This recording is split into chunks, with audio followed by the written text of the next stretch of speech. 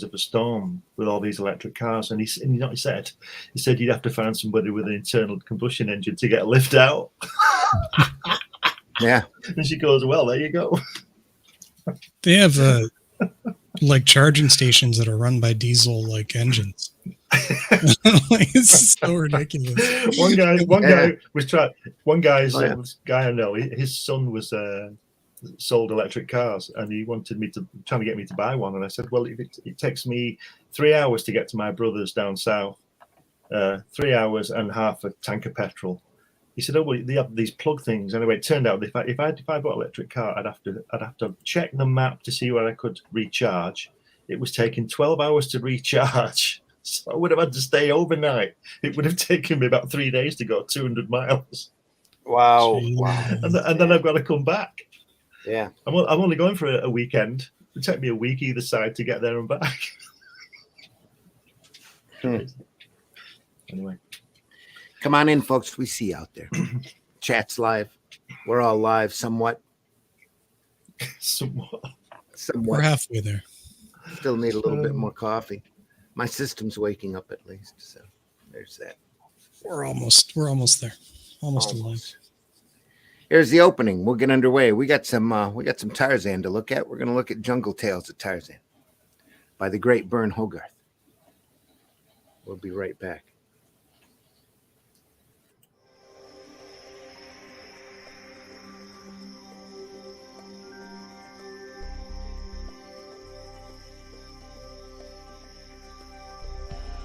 What was that? This is not a charade. We need total concentration. Now, once again, this time, with theory.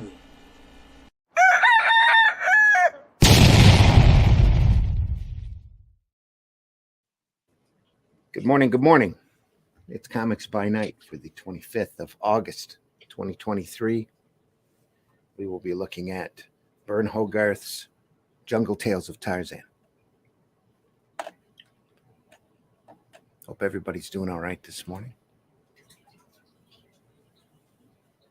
Has a very classical look, doesn't it? Oh, yeah. Yeah, this is the guy that created the majority of the motifs. And he come in after Foster, didn't he? So Foster really started all of that.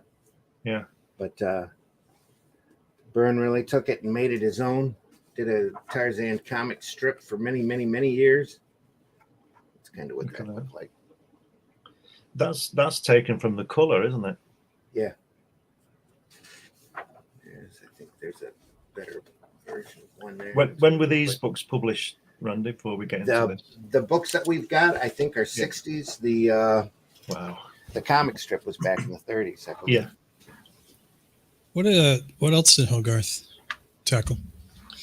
He was mainly a teacher, wasn't he? Didn't he? He wrote all those books about how to do dynamic hands and all that kind of stuff. 76. He went on to do a series of art instruction. I believe he ended up teaching life drawing and anatomy at one of the bigger colleges. Didn't he open one of those colleges?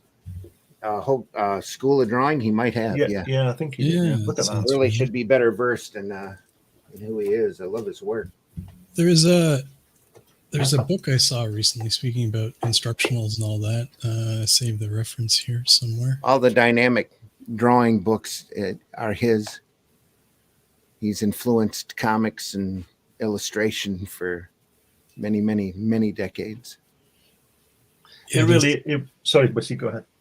There's this book called that you might really be interested if you particularly love anatomy. It's called Anatomy for Sculptors, right. And I think it's worth a look. I was looking through like a lot of the stuff in it, and it is just nuts for anatomy, right? Like how. Right.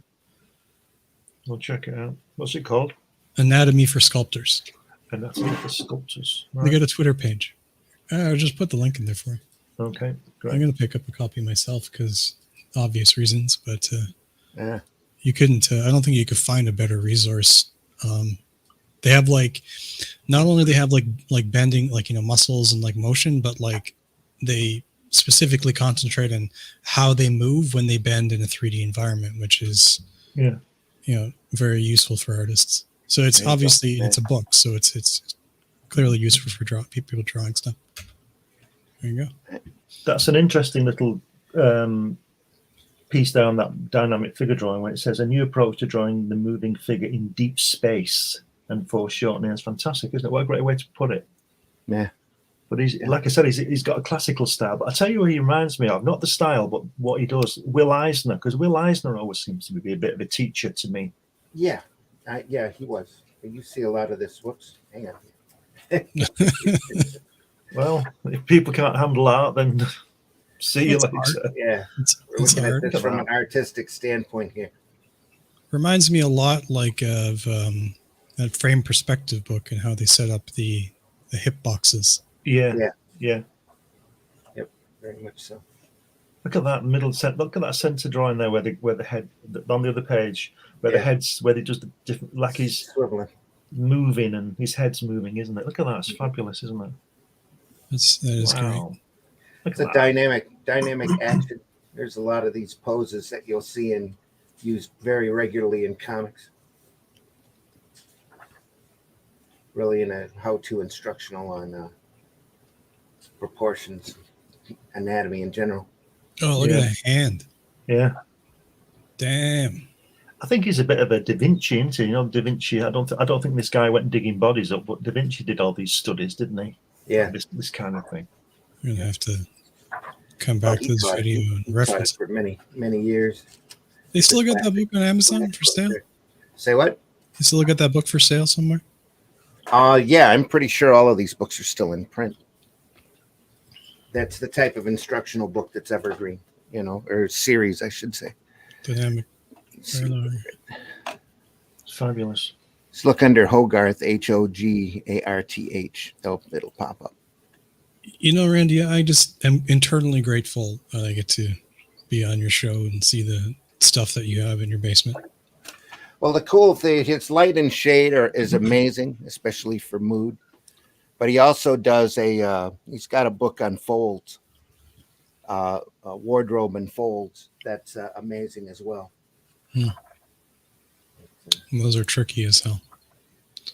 Look at that. Wow, that's fantastic, isn't it? Look at that. Look at the face on the left. Just Is that Vincent Price? Looks like Vincent Price, doesn't it? It's a lot like him. It sure does. Yeah. A little bit. Wow. Look at that. Wow. Any of the instructional dynamic books that he's done are worth your time. There's a Tarzan illustration there. Oh, wow. He did the Tarzan comic strip for many, many, many years. Then went on to teach. I've got his biography up here on Wikipedia. Burne Hogarth. Born Espinoza Bernard Ginsburg, December 25th, 1911 to January 26th, 1996. He's an American artist and educator, best known for his work on the Tarzan newspaper comic strip and a series of anatomy books for artists. So, yeah. It's like Barry Windsor Smith. He's an artist, an illustrator, rather than a comic book artist, isn't he? Very much, yeah. He's an artist who draws. An illustrator.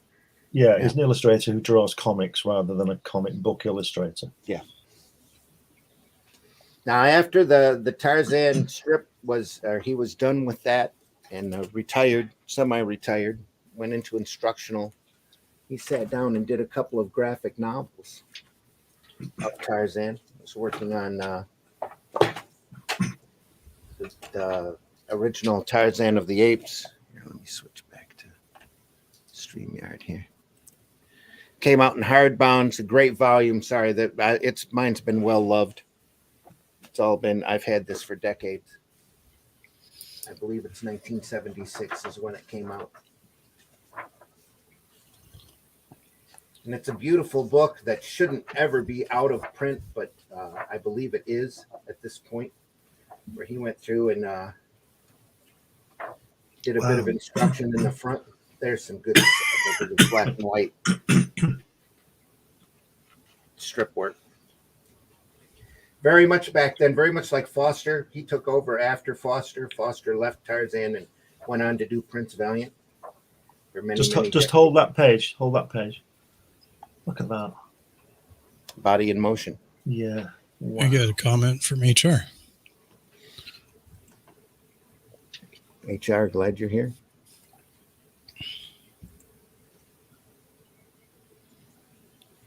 It's at Toho, folks. HR, hope you're doing all right.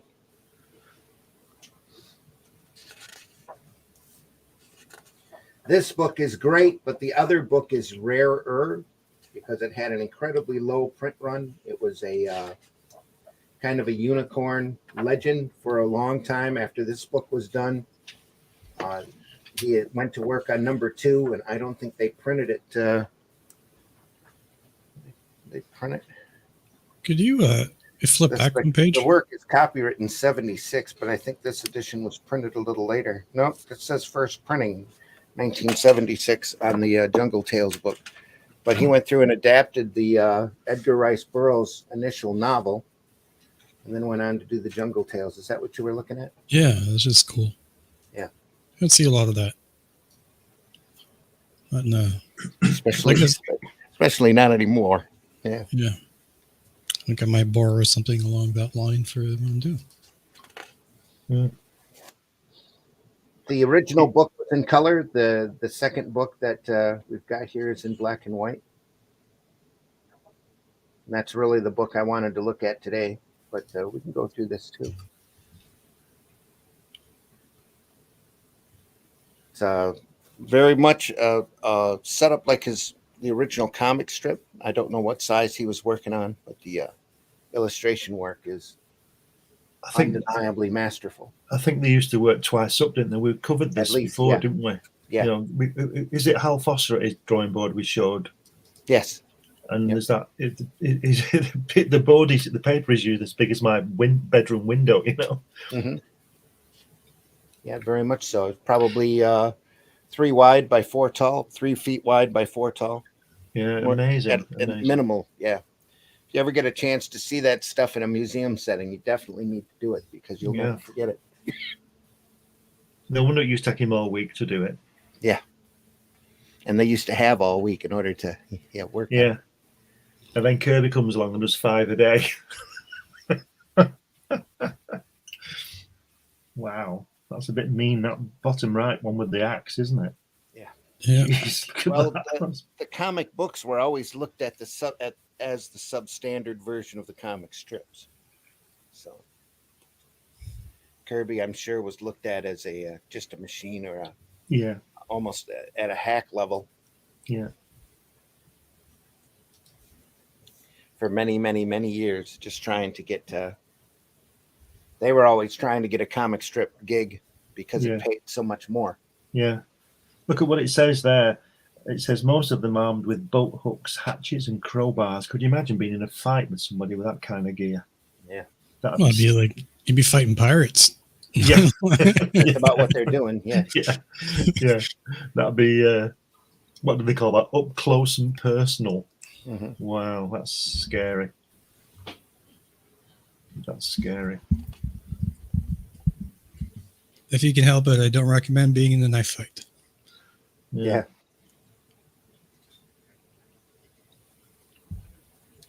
It's a great shot. I've seen some pretty interesting fights in my time because I used to work as a bouncer for a little while. And the highlight of my career, it was short-lived because, it's not a great job, was I saw a gentleman cheap shot one of our other bouncers in security. And so, like, you just get shot in and you just, he grabbed him and then threw him through one of those grated windows with and he took out the grate and the window and he just he was hanging out the other side. Jeez. Oh.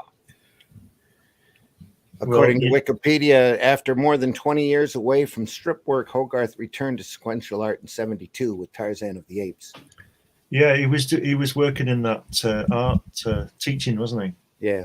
and writing those the books that you showed, the shadows and all that. A large format hardbound graphic narrative published by Watson Guptill in 11 languages. He followed with Jungle Tales of Tarzan, integrating previously unattempted techniques such as hidden, covert, and negative space imagery with inspired color themes into a harmonious visual description, a pinnacle of narrative art. These texts, in addition to Hogarth's strip work, exert a pervasive and ongoing influence within the global arts community and among delighted readers everywhere. In other words, all of the work is pretty evergreen. And everybody still refers back to it today.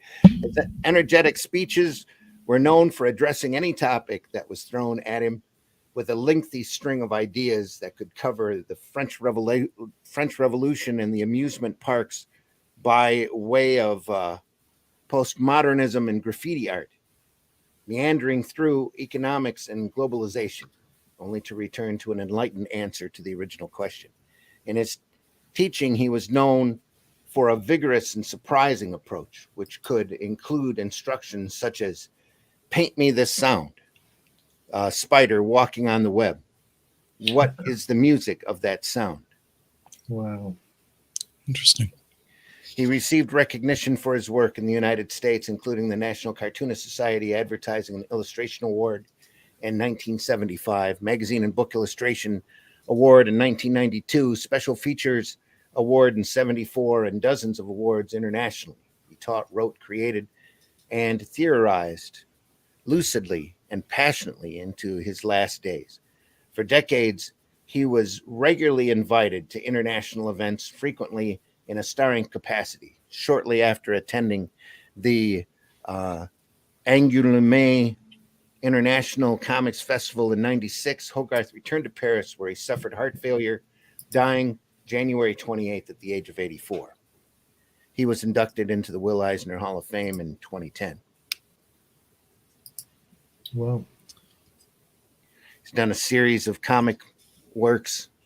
Obviously, the Sunday strips ran from 37 to, 49 to 50. Did a few other little strips besides Miracle Jones and Drago. But his nonfiction books included Dynamic Anatomy in 58, Drawing the Human Head in 65, Dynamic Figure Drawing in 70, Drawing Dynamic Hands in 77, which I have a copy of that, Dynamic Light and Shade in 81, and Dynamic Wrinkles and Drapery in 1995.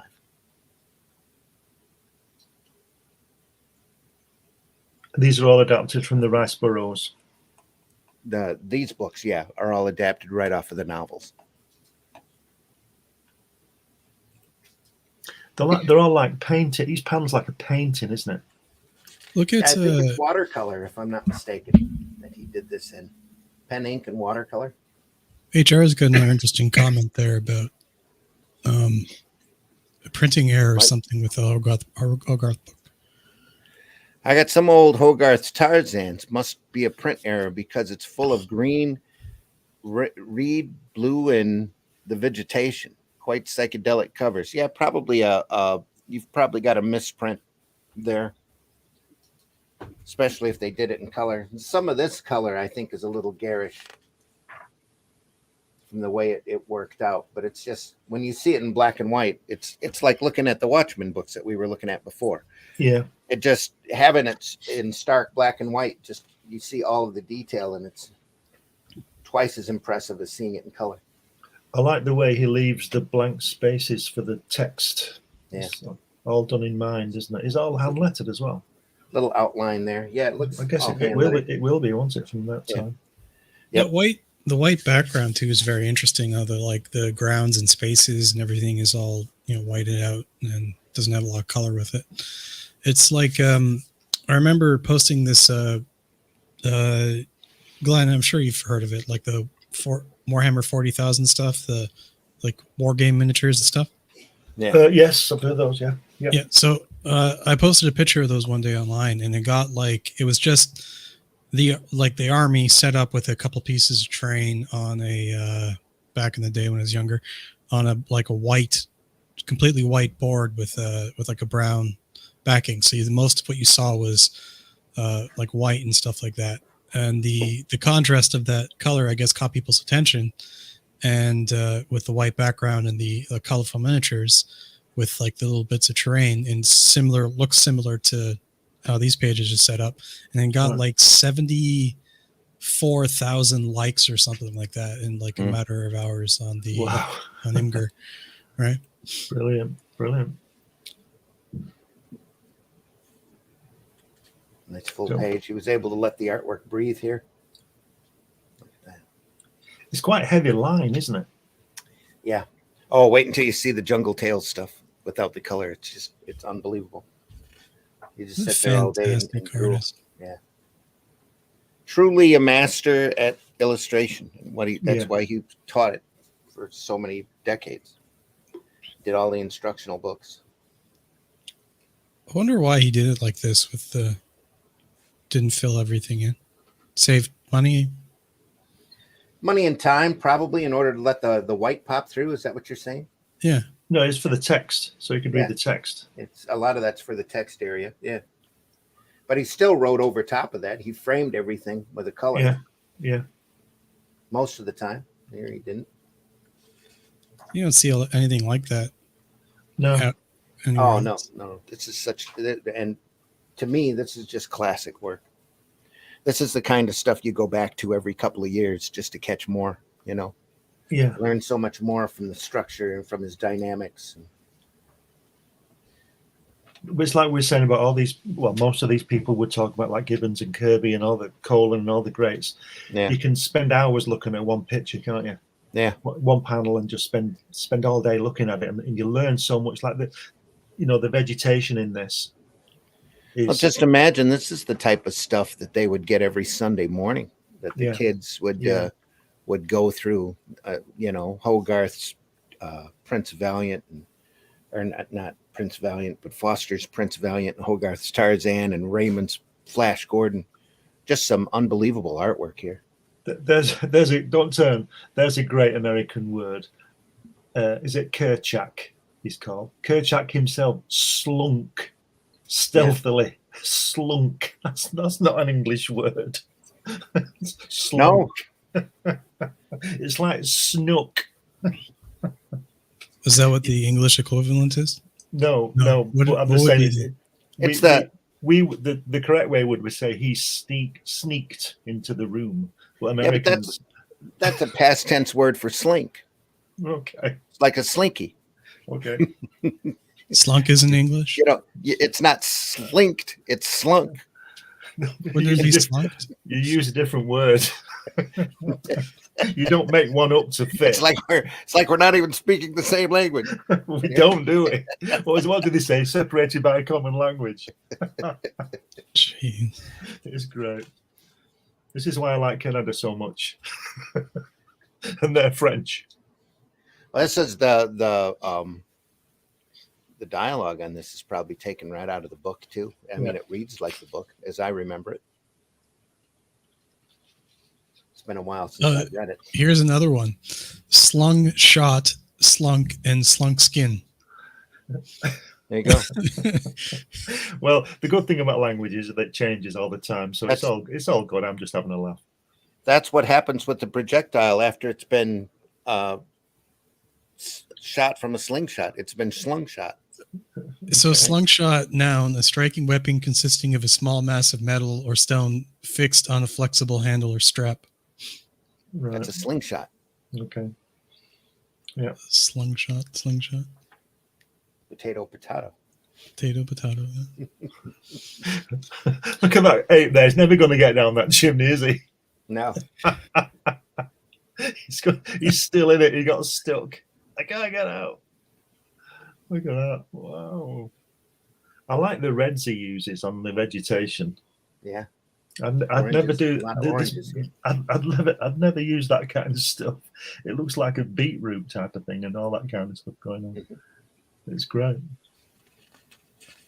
I think a lot of the vegetation and Amazon stuff like it is kind of colorful. Yeah. See, here we go, an entire sequence of a kid naked swinging and No nudity. There you go.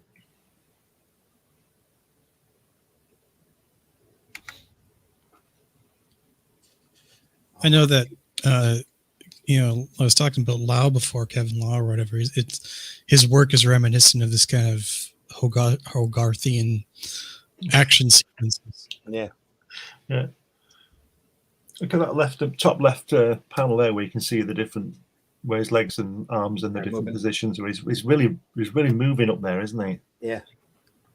I'm surprised they coloured them in. They usually leave things out, the colour out, wouldn't you? Because you want to confuse. Look at how elegant that is. Yeah, that's a classic. That sideways swinging is a classic Hogath pose, isn't it, in this series? Oh yeah.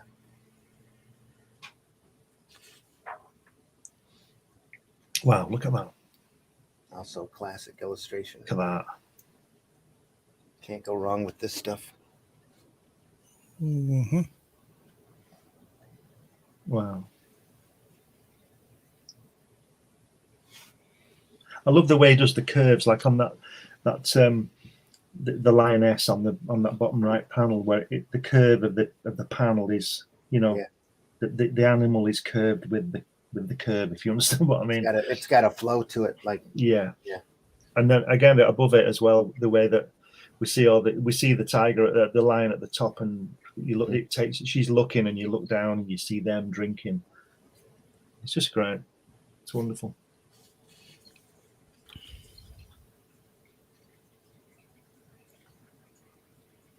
He does a lot of overshoot into the other panels, doesn't he? Yeah.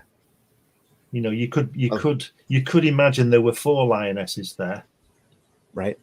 But it's the same one. It's the same one moving, isn't it? Yeah. He's got the freedom to move here that he didn't have with a comic strip, because you've got a rigid format that you have to stick to. Here you've got an open page that you can fill and use however you want. So that's what he ended up doing. Yeah. Bending the shape around, curving. Yeah. That panel there, where just before he goes in the water on the right hand side, is the perfect composition with the way your eye gets taken down at his arms, up the foliage, down the tail and round, and the arms and the legs. And the lettering right at the end. Yeah. Following the water through.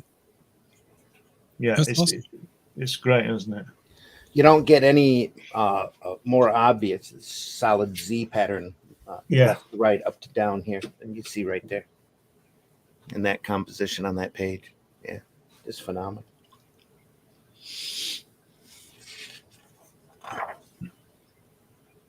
Another classic illustration.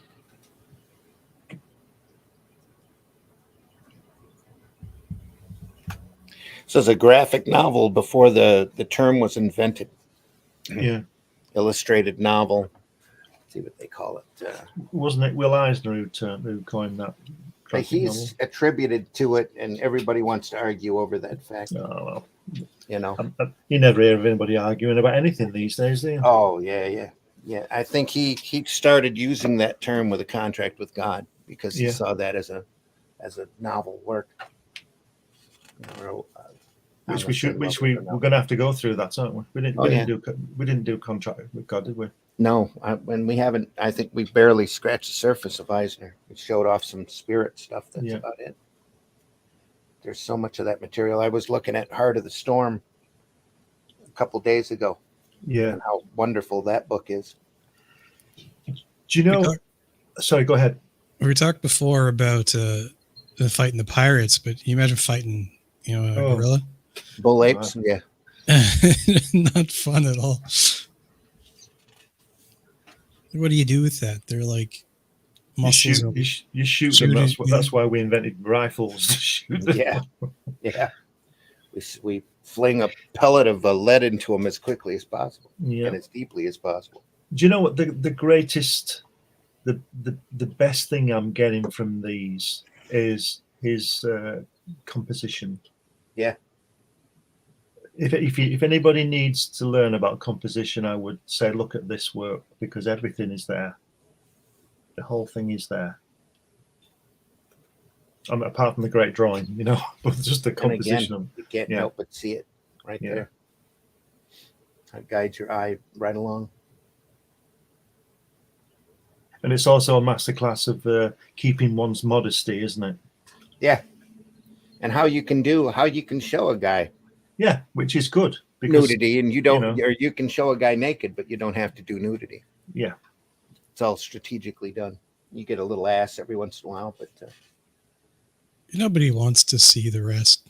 no, that's right. Exactly. Yeah, that's the point. Yeah, that's one of the things I have about today's artwork, where they just pin ups and large girls, etc. You don't need it in this. Nothing wrong with it, but not in this. Look at that. He likes to do his little dynamic hands, doesn't he? He likes to do a certain kind of, Kirby does that when he's the villain. He's always pointing at, with that outstretched hand. Yeah. And like the page before, that hand is the same as the one above on the skeleton. Yeah, look at that hand there, where he's hitting the table, and then the one above, the hand above, yeah, and then above on the skeleton. It's the same pose as it is, in the hand. Yeah. And he's just hanging out in the kitchen or bedroom or whatever. With a dead guy. Yeah, and look at the dynamics of it. It's just, you don't need any of that to tell the story, but it could just be, in like a squatting position the whole time, but instead it's he's Spider-Man. Yes, he's moving, isn't he? I wonder, speaking of Spider-Man, I wonder if Ditko saw some of this. I'm sure he did. I'm sure everybody did during that time. This stuff was so, especially the Tarzan strip was so iconic. Everybody knew. They followed it like we would follow, any type of popular fiction nowadays. Everybody ran from Sunday to Sunday to see what was going to happen. He also shows how an artist has to learn to draw everything as well. Because if you look at that skeleton, and then you just go to and then there's the vase, and then there's the books and the bed and the folds. You've got to be able to draw everything. Yep.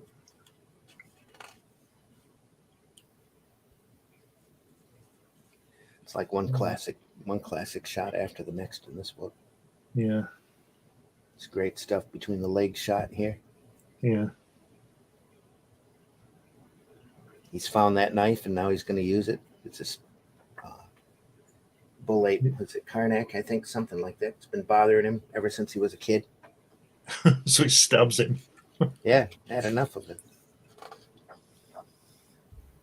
Oh, look at that.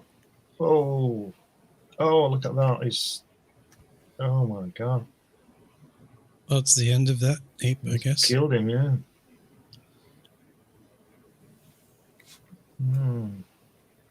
Back then, this was just, especially back when the book was written in the 20s, it was landmark material, groundbreaking. He's got his prison shave and he's good to go. Pretty much. Jesus. Look at that. Rolled back upon the dead and decaying vegetation which carpeted his jungle home. Wow. Again, I can't recommend the books enough. If you've never read them, you need to, especially the first set of Tarzan books that Burroughs did. Very soap opera, very just amazing stuff. Just let me roll up to the Randy, Zimmerman bookstore and pick everything up. yeah. Randy's got it over. It. Randy's got it over to his left on one of his shelves. He's got the complete set. Not the complete set, but no, actually, I might have all of the Burroughs stuff at this point. There's been other little stray books and stuff. I don't have everything. I'm telling you. There's a couple pieces where you're like, oh, I can't recommend reading this. Now you'll look for it, and there's not even a freaking Google entry for it. Yeah. For what? Like, where you want me to find it? Tarzan of the Apes ought to be in print by Burroughs. Probably, yeah. All of that stuff's in public domain. It's probably... you can get them in big collections at Barnes & Noble if you need to. I know all the John Carter of Mars stuff's available. It's probably in the bin next to Kill a Mockingbird, Yeah. Somebody decided. Look at that. Wow. Book 2. He loves that classic pose, doesn't he, with that leg. It's like Daredevil, isn't it? Yeah. Or Spider-Man, it's... That's where it all come from, Yeah. figure in motion. You know, I'm not sure if it explains it in this book here, but does he understand English or no? He starts out understanding ape, as he's raised by a bull ape, and then he ends up reading English and speaking French, like you do. like you do. Yeah, and it takes him a little while to speak regular English, but he can write English. Right. In the first novel. Yeah. So he could live in Canada. Yeah. He ends up making friends with a ship's captain. I think it's a ship's captain. Darno is the character's name, and he reappears in a couple of the novels. Subjects like this have always fascinated me with language, because like he's raised by like an ape or whatever, and like what would he think in, right? Ape. Yeah. Like, yeah, because we have our internal, monologues or dialogues or whatever. Yeah. And I spoke to a long time ago. I was taking German in school and like different languages, like I like languages. And what was it? I was asking my teacher about if he spoke in his head, because he was like he was fluent in German, or he's from Germany, and if he thought in German and English. Right. And he's like, depending on, he'd mix it up. Like if he was something that was particularly, relevant in English, his thought pattern would switch over from German to English. Right. I read somewhere that you're considered fluent if you're in, you say you're in Spain, an Englishman in Spain, and you can speak Spanish and you start to think in Spanish. Yeah. Yeah. So that's you were fluent. Yeah, that's what you're saying, isn't it? So this guy is fluent in ape? Yeah. Yeah. Oh yeah. Yeah. He's got a giant.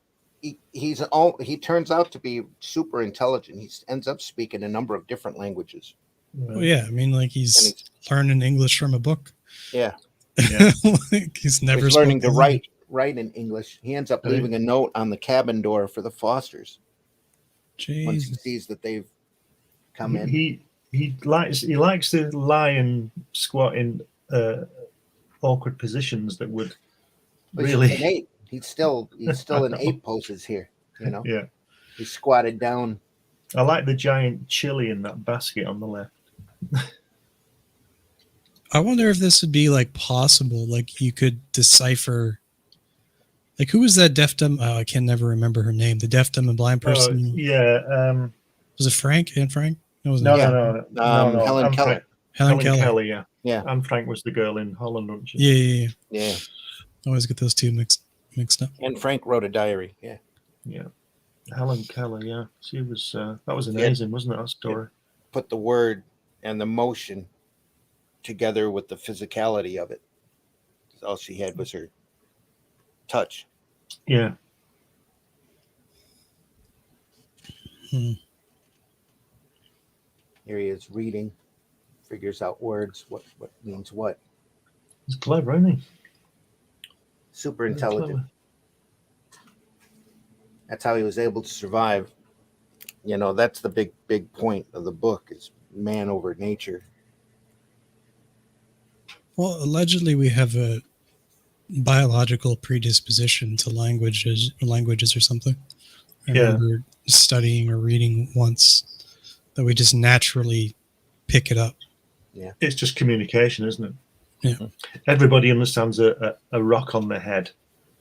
I think it was my anthropology teacher that taught me about the nature of languages, and yeah, that was such a long time ago. That ape there, but who's with the hair on his elbow going up, looks like my shirts. Yeah. Yeah. The shirt with the elbow hanging out. Yeah.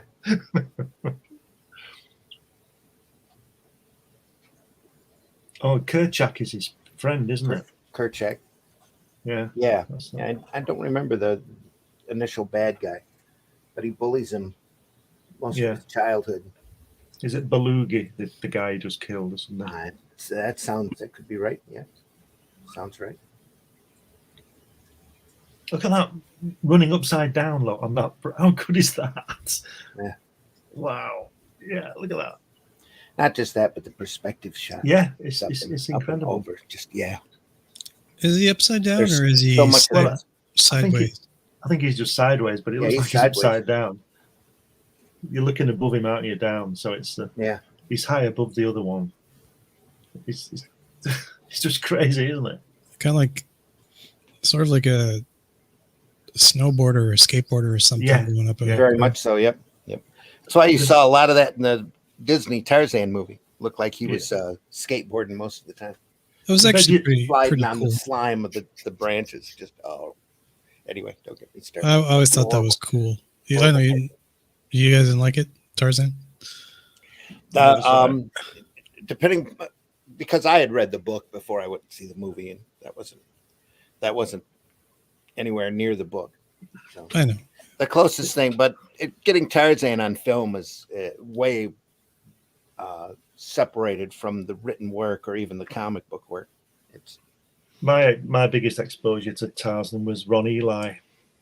Yeah, the TV show. That was great. Yeah, I love that. Eli, they used to run the Weissmuller movies here every Saturday morning, over and over again. Yeah. You know, the vegetation reminds me of the red weed in War of the Worlds. Yeah, it does. Yeah, right here. Yeah. Great fight sequences, aren't they? Great action sequences. Dynamic. Father of dynamics. There's so much just to learn. Yeah. We're kind of breezing through this book because I want to show you the Jungle Tales book, because the Jungle Tales book is in black and white, and it's like night and day.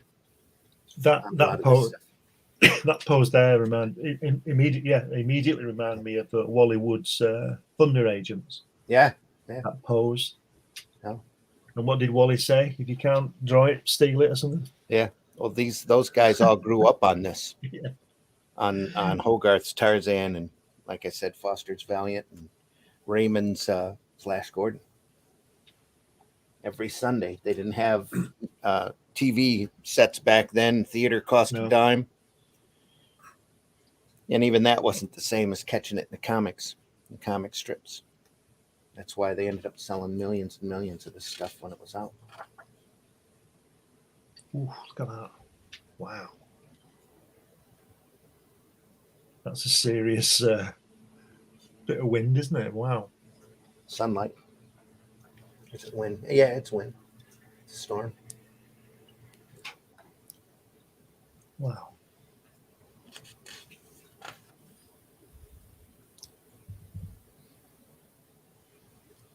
So he not only had the discipline of getting all the drawing right, he had to have the discipline of not showing bits when he was falling about. It's strategic. Yeah, strategic nudity. Imagine growing up half your life without any pants. Exactly. Just free falling. No, I spent a couple summers without shoes growing up on the farm. It'll get better than that. Yeah. But like never without pants. Yeah. Don't forget your pants. Well, he ends up seeing the natives and sees how they're covering themselves and decides that he's more like the natives than the apes. So he starts covering himself too. I still don't like shoes to this day, to be honest. Yeah, I would take my shoes off when I'm at home. I know what you mean. When I was like farming and be out in the field barefoot. Yeah. You can see a little bit of Kubert in that. Yeah. There's a lot of everybody on this stuff, but just beautiful stuff. There's the natives are coming in. He doesn't. Nothing's boring, is it? No. You know, it's all doing something. Well, especially here, because he's a pretty unleashed here. He's able to sit back and take the time and do the detail and, make sure everything's right on it. He's not on a hard deadline, where he has to kick out a strip a week or anything like that. This is a literally a work of love. he was riding the elephant there, standing up. Yeah. It's like Randy we lost Randy. There he is. No, you're all right. Okay, so so it reminds me of like me and my brother and stuff. We'd riding bikes, on the, and we'd just be like standing up on the like the seat and stuff. Yeah. And like doing stuff like this. I bailed a couple times myself, and you like scuff up your arm or like gash your chin or something. But yeah, just being mad. Yeah, just having fun, being youthful. That panel there with the guys coming down past the rock on the right hand page. Yeah, look at the foliage on the left of them. Look at that. How good is that? I mean, you'd just be happy to be able to draw like that, wouldn't you? Yeah. And then he does that. Because it really moved. Because you really do go to the top of those guys and come down with them, don't you? And move around that rock with them. That's sweeping. Yeah, all the way around, all the way from the start of the top. Yeah. Right of the panel to. Yeah, it's fantastic. And then the way that that's a really well strategically placed rock, so it doesn't have to draw 15 people as well. Oh, yeah, a lot of dialogue to get through too. As you're going through it, reading this, your eye is pulling down through the panel, down to here. The thing that I always loved about this that you can stare at for hours is this vegetation. It's just crazy. Yeah, it's all mangled and exactly the way it should look like in a big jungle setting. I'm sure it's just me, but it's like it seems to draw faces in that vegetation as well. Yeah, I saw it as well. Left side and right side. Yeah. Let's wait until you see it in black and white. Look at that. I mean, look at the way he's standing there on that top left panel there with the gap between his legs to form the composition and to get this lettering in. Mm-hmm. I just love those angles he does. It's just great. So Glenn, leaning on your experience there, what is the composition that I'm looking at here? Why is his legs so wide? And is it to lead it to the next page? Next panel? Yeah, there's all that. But what he's doing there, he's showing the power, because if you draw people like Captain America and people like that, and you see policemen do it in real life, you stand with your legs apart, you look more powerful, you look more intimidating. That's why they do it. Yeah. But the composition there is he obviously has to leave a space somewhere for the text. He's got that in mind. So he's done his usual thing of doing a 45-degree angle. And if you look at the spear, it goes up to his head, it goes down the other arm, and then down his shield, hits his other ankle, back up his leg. And that's a circular motion of composition. And he does it in every panel, on most panels, the way it works. Look at the guy. Yeah, look at the guy at the bottom, next page, bottom right. Again, you've got the shield leads you into the head, to the throw, then the arm comes down onto his leg and his other leg, and it just goes around in a constant circle. And the guy above, the ape above, with his hands, he's making a circular motion. You go one arm down the hand, down the head, down the other arm, hits the open space, but you go back up again. And that's the composition of it. It's like it's so your eye doesn't go off the edge of the page. The whole idea is to keep your reader in the world that you're in. Yeah. So here you've got dialogue, picture, and then more dialogue here. Your eye is naturally going left to right. Yeah.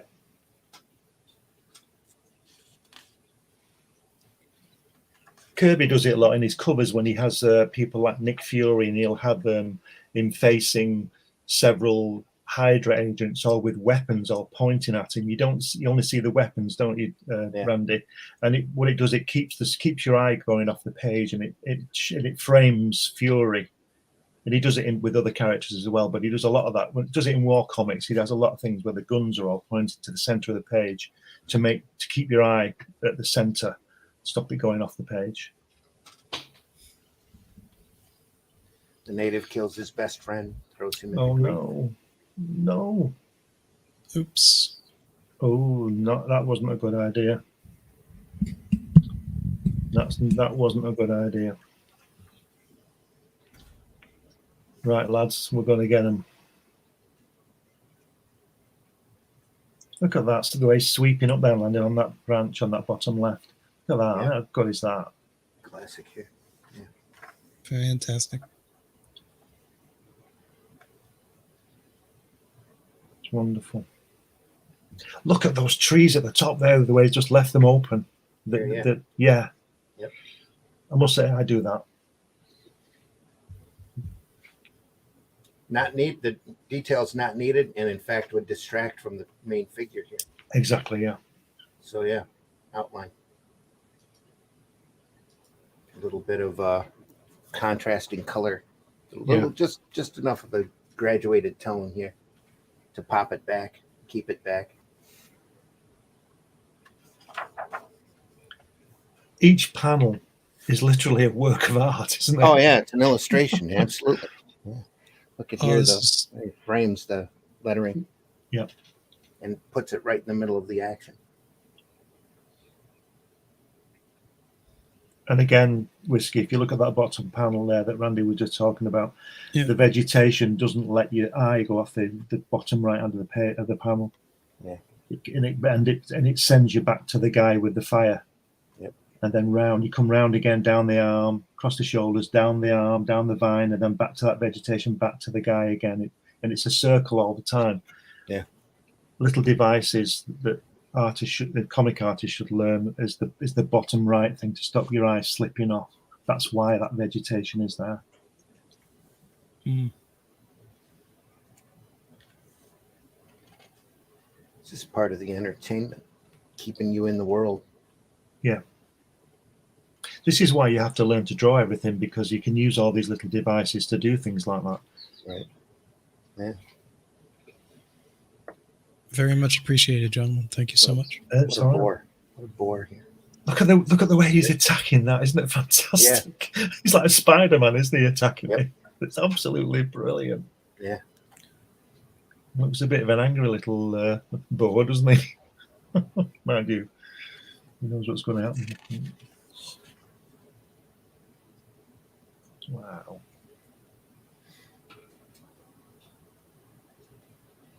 It is great the way he frames things. Like you said, Randy, he frames everything as well, doesn't he? Yeah. Or most of the time. If there's a frame, like the guy there, the guy he's swinging toward there, he's framed by the vine again, isn't he? As well as that sort of antelope thing that he's firing at the top. That's such a smooth line too. I wonder if he did that with marker. Yeah. It's an odd thing to do, isn't it? Yeah. Mind you, again, maybe it's to stop your eye going off the edge of the panel again. That's true too. Keep you contained. But there's such. I don't know if the camera's picking up. But there's such a great set of tones here in the painting. You could tell it's watercolor. Yeah. That Dr. Martin dies actually. Beautiful, isn't it? Wouldn't surprise me. Yeah. Wonder where all this artwork is now. Oh, who could guess? I bet it ended up in the trash. Well, I doubt that it did that because he had possession of it. Well, I hope they've still got it. They should just print part of volumes on his it. estate or some Saudi. Some Saudis come in, paid millions of dollars for it. Yeah, we can either have Mo Salah or this artwork. I know which I'd rather have. Yeah. I wonder if he's doing the lettering because it's very consistent. It's obviously the same person. Well, again, he's been doing this for decades. So if it's not his lettering, it's whoever, he was using. It's so consistent. So if you look at lovely. it, the O's here are just perfect. Yeah, I was going to say that. I like it's not easy to do. It's like what's the word? I can't think what the word is. From the Art Nouveau lettering with the big O's and it's C's. like Art Deco look to it. Deco, that's it. That's the period that stuff was from, or maybe not the artwork itself here was from, but that's the whole attitude that he did back when it's Art Deco's right. It's like the Chrysler building, isn't it? It's that kind of same time. And the time is taken here. Sometimes you're tight, like that D there isn't totally fleshed out, and other times you get the C's and the O's are just wide and just almost like perfect circles. Just a beautiful look to it. Look at that, the word bore here. The B is so stylized. You can tell it was all done by hand. Yeah, beautiful. Just great stuff. Just phenomenal.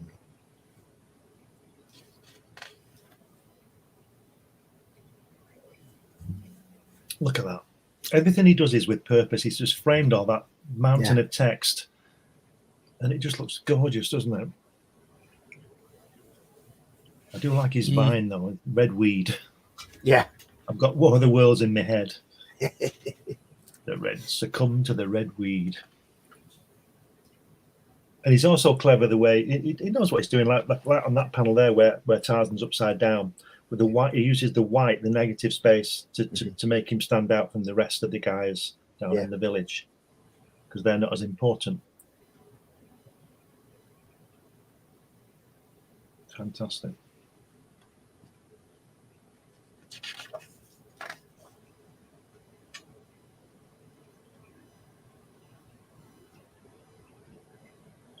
I'll tell you what, there's a lot of murder in this book. Oh, the books are fierce and very violent. Yeah. A lot of pain in it. Yep. Yeah. It's not the worst thing in the universe. No. Well, it's the guy's struggle in the wild, you know. He ends up running across all of the wild beasts in the jungle, and either taming them or killing them. So he ends up becoming one with the nature of the jungle. Wow. I don't mind. Go ahead. Okay. Well, I don't mind violence if it's congruent with the story. Yeah. Yeah. It makes sense to be there. He's in a violent area. He's not just, you know, he realizes it's not right for him to kill everybody there, but he does go after the guy that killed his 8th brother. Gets him, then starts realizing there's a civilization there. It's actually one of the issues I'm having with my own book is deciding where to add, violence, because the customer base it's horror, right? So there's going to be violence and grisly things, but like, where do you put it in? When is it too much? Yeah. I did a comic strip in the 80s, and there was a guy, they were fighting with swords, and the script called for this guy to be, stabbed with his sword. And I didn't draw that. I'll send you the examples. So I just did the guy who was going to kill him with his sword on his chest as he lay on the floor, and the look on the guy's face. But the editor made me change the panel to the script and put the sword going in, and I thought it ruined it, because I'm a fan of Hitchcock.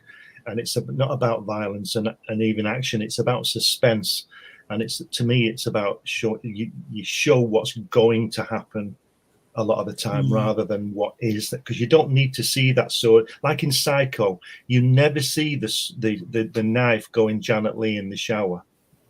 You never see hear it. Yeah. But you don't see it. But if it was somebody like, is it Cronenberg or one of those people, they would have arms coming off, and it's just not the point to me. You don't need to know that. You can put that in your mind, and that's what Hitchcock used to do. He used to make you think what was happening, not show you what was happening. Yeah, that's gonna be, true. But you also have a customer base, like, you're going for that grisly material as well, right? So there's like it's got to be a healthy mix somehow. I see what you're saying, and I actually lean more towards your idea, but that's why I'm struggling with it, because I know that I have to have some violence in the book, right? Yeah. But like it's, and I totally agree with it. Go ahead. I'm doing a World War II story at the moment, and I'm not showing, and obviously there's a lot of killing in it, but I'm not showing the actual killing. I'm showing the aftermath, or the second before. But that's just the way I'm not. It's not that I can't say I like blood splattered everywhere, but or the impact of the bullet or whatever, and I may even do something like that. But it's, to me, it's not the point. It's like I said, it's like the Hitchcock thing. It's the suspense. It's give the reader or the viewer the information and let them put the detail in their head. True. Mm-hmm. Yeah. That's just my opinion. Which is it's a good opinion. I was going to say, back when in the 80s, when we decided to do Dead World, when the whole point of doing Dead World for Ralph and Stu and to bring Vince in was exactly the opposite, was to show as much of that gore as possible, because there wasn't a whole lot of that in comics at the time. Well, it's your Right. customer base, right? That's like you're Yeah. selling it to people that like slasher films, and Exactly. Yeah.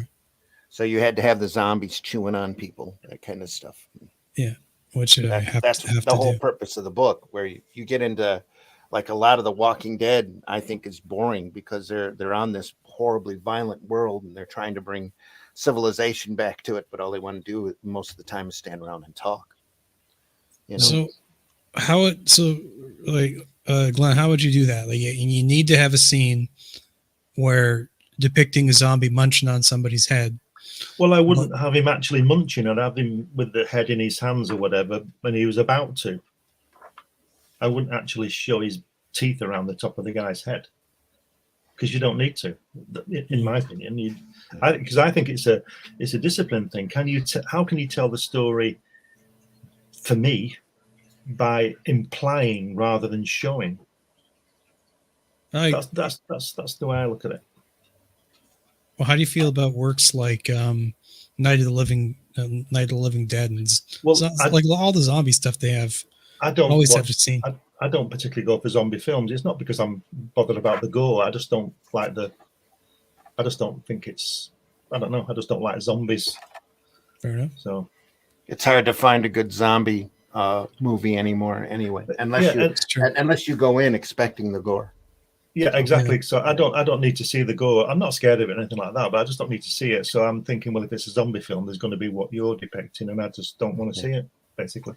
And if you want to see that stuff, you're never going to get better than what's already out there on the screen. You know. Yeah, there's a lot. There's a lot. A lot of that just seems so redundant and so horribly done. It's just done for the sake of it. It's it's. So discipline yourself to do something else. Tell the story a different way. Make people think. Swinging in.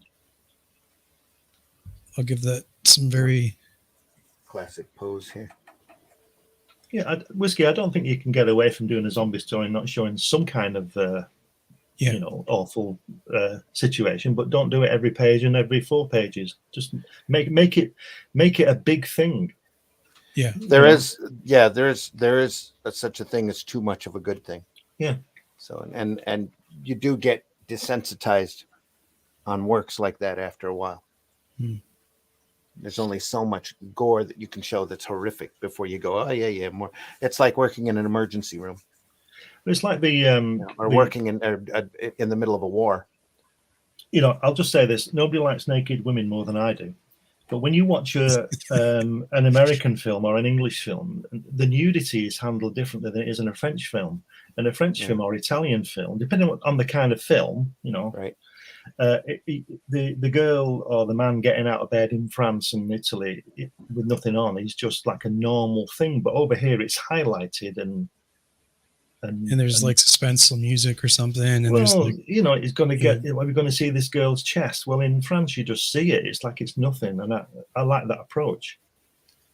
That's how they look at. That's how they've always looked at nudity. Yeah, though. It's subtlety. You see that in their paintings. Everything. Yeah, it's the subtlety of it. Yeah, and it's just a human figure. Yeah, and I think that Burne's artwork here is very European. Mm-hmm. It's classical. It's very European.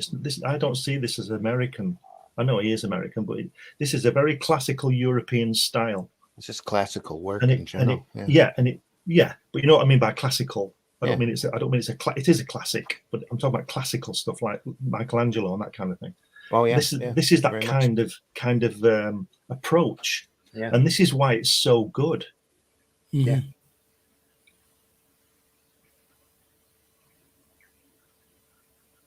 But it is fabulous work. I mean, celebration. Look at that. And you shouldn't really say this, but I will. It's not like anything else I've seen. You know what I mean? It really is unique.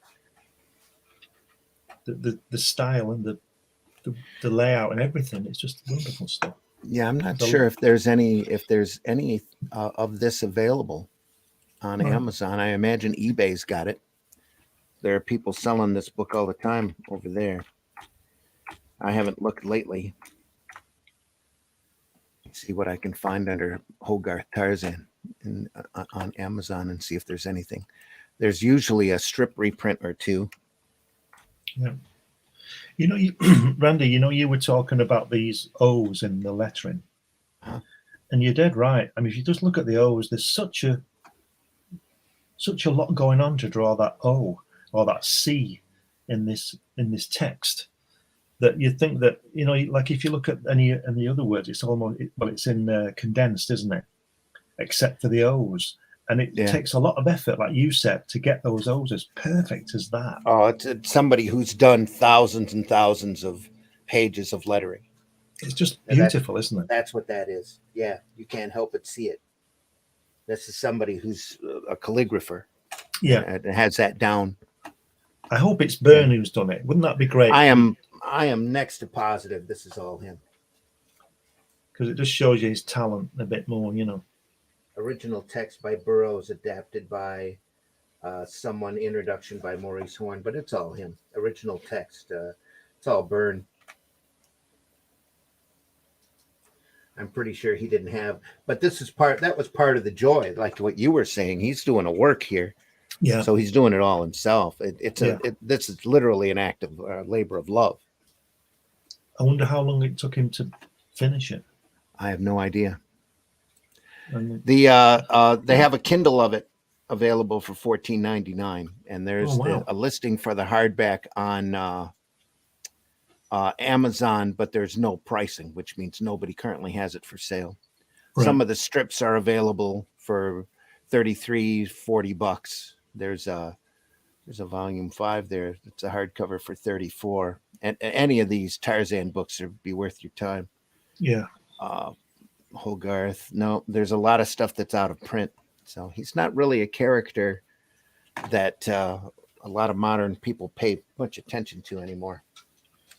Do we have any examples of Burne's pencil work on this? No, but you can't. I can't wait to show you his black and white material here in the Jungle Tales book that's coming. Look at the composition on that full page and that coloring of those monkeys, apes at the bottom. Just look at that. Look red. at that. Yeah. Blood red. Wow. Damn. Rallying the troops. Yeah. And he's speaking to them in ape. Yep. Wow. Look at that guy there with those arms. Look at that. Wow. And again, Whiskey, just before you turn, Randy, can you see the composition of the arms going down the arms and that bottom panel with the apes, or the way it goes all around, the way the arms are formed, going up an arm and then down across the top of his head and down again. It's just a circle all the time. Mm-hmm. Then you've got the flower. You've got the flower at the bottom right, stopping your eye going off the page. Here too. Yeah, that's very cool stuff. It's wow. Do you do all that stuff in your own work, Glenn? What do you mean? Like similar things in composition? Oh yeah, all the time. Yeah. I haven't actually looked at a lot of your stuff yet. I'll show you some stuff. Yeah. I think it's partly natural, to be honest, but you do learn a lot. And then because I said about perspective. I've always get a couple thousand pages under your belt. It becomes instinctual. Yeah. And then I've always drawn in perspective, even when I was a kid. And then I bought a book about perspective and showed myself what I was doing. Yeah. So there's a lot of it's instinctive. It's like it's sport or anything really. It's instinctive, but you do learn. You do pick things up.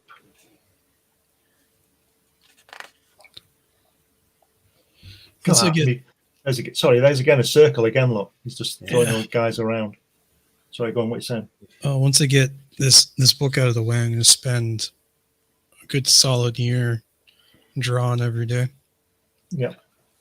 Get my 2D skills back up to snuff. A few more classic illustrations here. Look at that. Just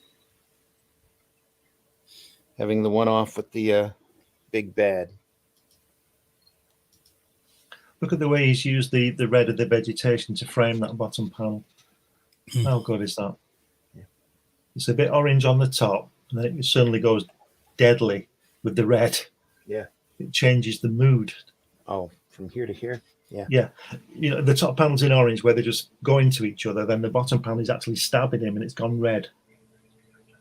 The whole panel is red here. Yeah. He's taking a chunk out of Tarzan. I'm looking at this 3 different screens, just like not like I have 3 different screens. One's a drawing tablet. Right. One's like I guess it's more designed for video games, and one's like a specifically an artist screen. Like it's I use it specifically for its color and high definition.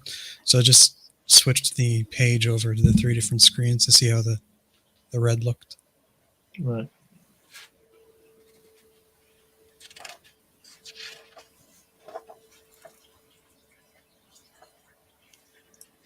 Look at that.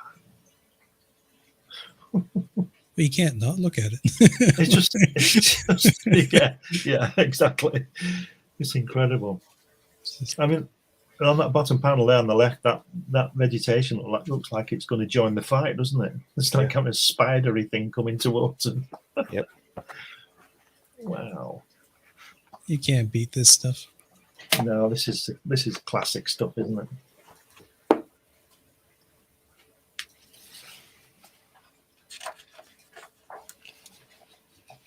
Couple of full pages here. What an iconic page. You can hear him doing that call there, can't you? When he's put his foot on the chest. The cry of the bull ape. Wow. Very Victorian here, almost like a painting. Yeah. In the posing.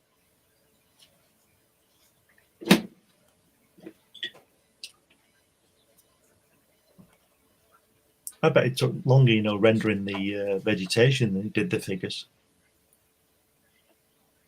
Again, it was probably a labor of love. He just sat there for an afternoon and beautiful, isn't it? Just drew it. Yeah. And to me, again, like I said, I think the color really detracts here. Wait until you see it in black and white. That's the wow. That's is the it end of the that, same that book in black and white, or is it? Oh no. It's this was off of the original Tarzan of the Apes. The other book is based off of a few of the jungle tales of Tarzan stories that were put together into a book later. Also Hogarth? Also Hogarth. Yes, very much so. Not just that, but a smaller budget at this point. So there's no color. This is black and white. No. Well, I have to say, from the first page, it's better in black and white. That's what I was saying. A lot of the color just seems to detract from the line work. Just look at variation. Yeah, look at the water, the way the way it's the ripples. Mm-hmm. Look at that. That's insane. That's crazy, isn't it? That is crazy. I wish I could see this full size. Not that the coloring was bad at all. No, not at all. No, coloring's great. Exactly right. Yeah. But there is something about the black and white version. The line work on this is just, again, we can't say it enough. Just a master class. Look at that layout. Yeah. Jesus. Wow. This guy should have drawn Daredevil, shouldn't he? Just get him to draw everything. It's fine. Yeah. You don't need Marvel, just Hogarth. Just like with that leopard, that whole body is bent here to go along with the foliage. All of the detail here that you don't see in color on the foliage. Just phenomenal line work. Masterful inking to pull the ape away from the foliage here. Do you reckon do you think he's using a brush or is he using a pen? Or both, probably, isn't he? I would say both, yeah. Because a lot of this has got a nice, if you look here, there's such a wonderful held here, and yet you've got such a variant in stroke here. Probably a combination of the two, depending upon how he feels he needs to lay that line down. I just had a funny thought. If you want to give Russ a heart attack or like a brain hemorrhage, you get an AI and you train it on all Hogarth and Colin's work. No. Oh, that's that panel, isn't it? Where he's so It that's is. the panel we saw. Yeah, the color where Yep, he's running. yep. Where he's running. Yeah. Well, this was put together a couple of years after the first one, and like I said, they didn't print a whole lot of this. This is done in '76 as well. So when was the artwork done? I would think they're back in the '70s. Right. So I'm going to say, because it's obviously been photographed or scanned in black and white before he colors it then, because of that guy running along we just saw, the Tarzan running upside down, so to speak. I'm sure he saved the line work on all of this before he went through and painted it. That's got tones to it, though, like the shot off of the color. See the frame here? Yeah. It's just grizzly looking. He's just chilling with his hands. Yeah. Doesn't have to fold them like that. Doesn't looks a have bit to make angry, them- doesn't he? Yeah. Just adds everything. Every detail adds to the atmosphere of the drawing that you're doing. Look at that. Been screenshotting the heck out of this book for reference art. Yeah. A huge library now of stuff Randy's shown that I've been referencing for various uses. I love showing this stuff off. This is Okay. this here was out. The Tarzan of the Apes book come out in my later days of high school. So, yeah, grew up with this stuff. Look at that. Like I said, that you don't see that line work when it's in color. Wow. Two swans here. Oh yeah, with a heart. All of this detail. He's a bit of a poser, isn't he? Well, yeah, but nobody lies down like that unless you're posing. Yeah. You don't get two swans butting up to one another. See lots of faces in that panel there. Yeah. On the left-hand side, next to under his armpit, there's a here? face. There's a face there. I can see the nostrils and the eyes. And if you go up, it's like an elephant's head. You know I wonder what I why he mean? does that. Face here too. And that guy under the monkey looks like a dinosaur, like a raptor thing, with his head there. Yeah. Sorry, what are you saying, Whiskey? I was wondering why he does that. I think he does it because he can do it. Yeah, he makes it interesting.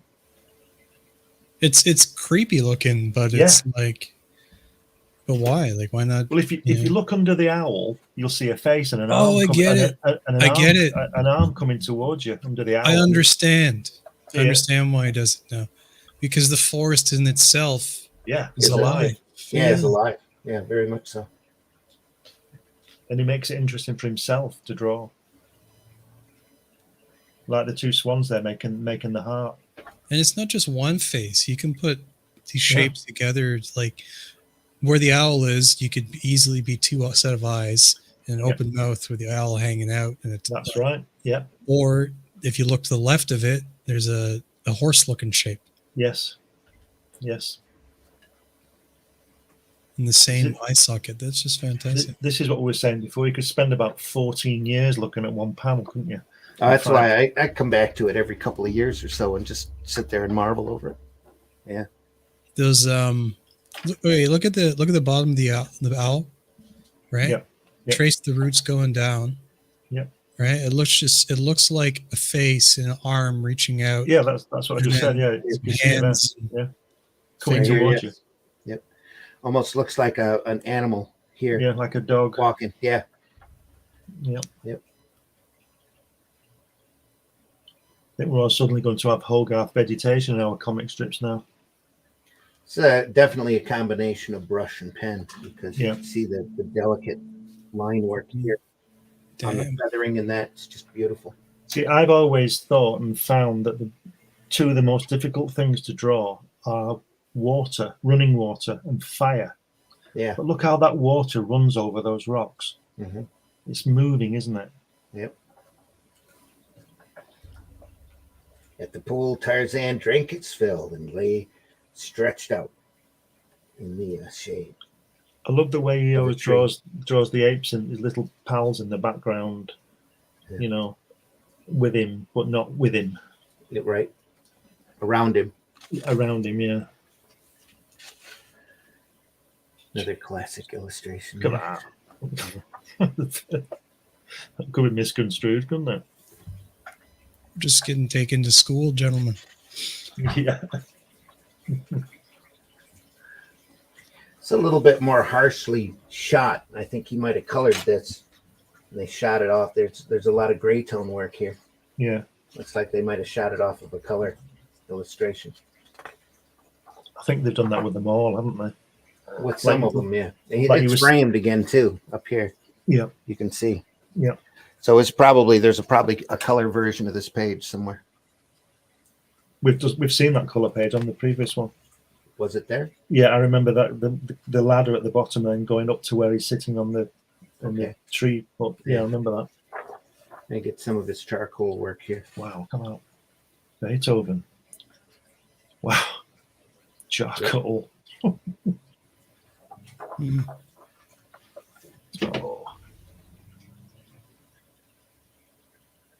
A lot of symbolism.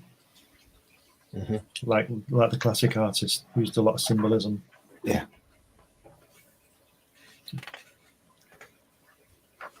They're studies, aren't they, rather than illustrations, you know what I mean? Yeah.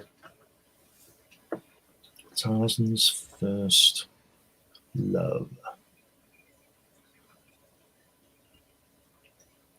My only complaint about the whole book is the character itself. He's just far too handsome for Tarzan. There's not a mark on him, is there? And no scratches on his face or anything. Oh, yeah. Should be hit the tree. Yep. He should be black and blue, shouldn't he? With bruises and things. But yeah, he is far too handsome. Yeah, he looks like a god, doesn't he? From antiquity, the classic Adonis. Yeah. Yeah. Michelangelo probably had something. He had a time machine. He went back to see him. She wouldn't look like that either. Look at the way the two pages. I'm sure this is a coincidence. I'm just seeing this, but the way it moves there, isn't that fantastic? The way it moves from one page to the next. I don't think it's that much of a coincidence. No, he planned that all. He probably just did that's got a flow to it. I need to go here, so I'm just going to draw to here. Yeah. And even if you're going left to right, the dip in the leads your eye to the eyes of the ape on the bottom left panel. Yeah. What are they doing at the bottom there? Blowing each other kisses? No, they're just it's Tarzan's first love. Oh God. I know. Right. That's the name of the story, yeah. That's the Jungle Tales of Tarzan was a set of short stories that Burroughs did that they put together into a book that they that had Tarzan's earlier life before he runs across the Fosters and, quote, becomes civilized, unquote, back when he's growing up. That's what these Jungle Tales are all about. Yeah. So of course, he hasn't seen any other civilization or any other human beings. So he ends up falling in love with a girl ape. Like you do, I guess. Like you do. Like you do, yeah. Whatever gets you through the night, it's all right. There's I remember somewhere on like Discovery Channel or some nonsense like that, just in passing watching like some apes, hanging out, and allegedly they do like these kissing games where they like run up and kiss each other and then run away. Well, just really, as long as everybody's all right with it, it's okay. Yeah, I don't think. I think it's just it's a thing they do, I guess. But like, God, it's uncomfortable to watch two apes kiss. Yeah, you're like, oh. that looks like Gene Cole and Daredevil, doesn't it? Top right, Randy. Here, yeah. Coming towards you. He was reading all this stuff growing up. Yeah, very well. All of the Hogarth Tarzans. I'm sure there's a lot of that. Wow, look at it. So did Hogarth choose to write this story, or did he get handed the story? He did this for the love of it. Is this not Burroughs again? Oh yeah, this is very Burroughs. Yeah. So it's somebody's adapted it, and he's drawn it. Yeah. Tarzan's first love, eh? Jesus. That's out of the book. You'd keep that quiet, wouldn't you? Yeah. He didn't know any better. He hadn't seen any other humans out there. As far as he knew, he was just a hairless ape. Look how soft that face is. Sorry, that ape face there. Yeah. Yeah, how soft it is, and yeah, not aggressive like the others. It's very soft and loving, isn't it? Unlike the guy on the left banging his chest. He's a bit upset about something. Well, that's her boyfriend. Oh, I get it. Yeah, I see. No, well, he should be upset then. Horrible love triangle. She's not. She's not attracted to Tarzan. He's a hairless ape. Doesn't look like an ape, you know. Tarzan gets a little jealous. Wow, look at that. What a seminal work. That's all line work. Thin line. The inking's a little like Alcala, isn't it, as well? Well, I think it's reversed. Alcala probably. That's what I mean. Yeah, Alcala. Yeah, that's what I mean. Yeah, but it reminds me of Alcala. Yeah. So it's like looking at Murphy Anderson's inking and then seeing Alex Raymond and thinking, the influence is exactly the opposite. Yes, I just can't get over the native guys that come up and they meet Tarzan in the woods, right? And they're just like, turn the corner or something, right? Pull some foliage aside. And they're like, okay, let's go back.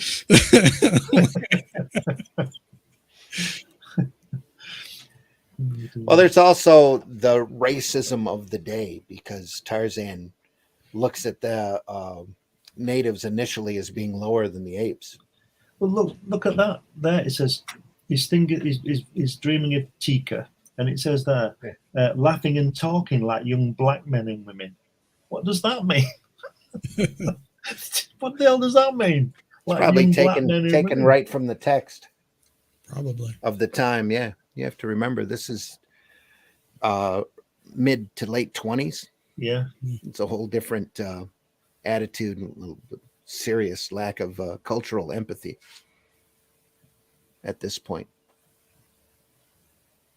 It's great to think that Howard was probably reading this as well in his short time on the earth. This come out slightly before Howard was writing. That's what I'm saying. He would be reading it. Yeah, he would be aware of it. Yeah. I don't know how much of an influence it was. Look at that beautiful rock on that second panel on the left-hand page, where the guys are all coming down the path. The rock on the next other page. Left page. There. Left page. That rock. Rock. Yeah. Look at that rock. Yeah, it's marveling at the line work here. This is all thin line work made to look great. Just incredibly done. And then down to solids, more solid, real solid. I'm still trying to get past that line. Could you imagine if you put something out today and it said talking like young black men and women? There'd be an uproar, wouldn't there? Oh, yeah. Yeah, there would be. Yeah. No, this could not be published today. No. And then, or if they did, they'd want to edit it, which would it'd be heavily edited. Yeah. Well, even on like on the, I guess on the liberal side, it would be like, we can't do this at all. It's racist. And on the conservative side, it would be like, there's an ape in a romance. Like, what's wrong with you? Yeah. Well, this is why we repeat things, because we censor it, and then people forget. I hate just be published the way it is. Yeah, just do it. The story is how they told it. It's how they told it. Yeah, it's got to be understood in the context that it was written. You know, everybody wants to call some of these writers back then racist. They were just carrying the stereotypes of the day. Yeah. You know, it's like with the zombie films. I don't care for zombie films, but I wouldn't stop anybody watching one if they wanted to. Yeah. Yeah. It's nothing to do with me. I hope you enjoy zombie films. I just don't like them. So, but I would never stop. I would never stop anybody watching it. Which is funny, because I'm definitely still going to get you to review my zombie book. I'll read your zombie book, of course. I just won't be watching all these zombie films. I'll read it, but it'll just be like, I can just see your face now. Yeah. But don't forget, Whiskey. When you do it and you send it to me, it'll be with a totally fresh eye, because I've not seen any of these zombie things. Oh, yeah, true. Yeah. So I don't sit down and watch it and think I don't like that. I just don't watch them. Mm-hmm. I've seen that one or two, but seen one, you've seen them all, as far as I'm concerned. I kind of got burned out of horror in the early days of my first marriage, so there's not a lot of horror. It wasn't as good. It wasn't as good as real life. Oh, well, that There's too, more but context that we're missing, but we were just as the Betamax era was coming in, we rented every B movie that we could. Right. Ended up watching pretty much 3 movies a day. Wow. Or at least over the weekend, we'd get 6 movies and just sit there Saturday, Sunday, and just watch films. Watched every bad horror movie you could ever imagine. Because back then they were putting anything that they could out in Betamax or on VHS tape just for folks to watch. You got a lot of bad drive-in, horror movies from that era. Some classics, some incredibly well done, especially for the small budget that they had. But there was a lot of stinkers out there. So the horror has to be really good. There has to be quality to it for me to enjoy it. What's kind of funny about the book, not this book, but like the reason I'm writing it is because it's not because I particularly like horror that much. I mean, I do enjoy it, but I'm not like a horror aficionado. Mm-hmm. But the idea behind the book was the idea came with a lot of the censorship going on today. We're trying to like tell a story or, play like a game of Dungeons and Dragons or whatever. And evil would be cartoonish and campy, and you wouldn't have a story from an evil perspective, and you couldn't tell a story.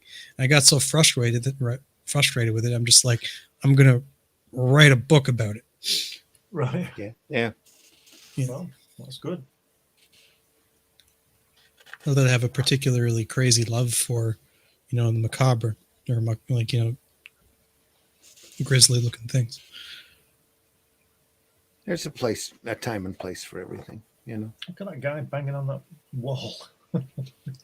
So if you're going to watch a gory zombie movie, you're not going to get more than Dead Alive, by Peter Jackson.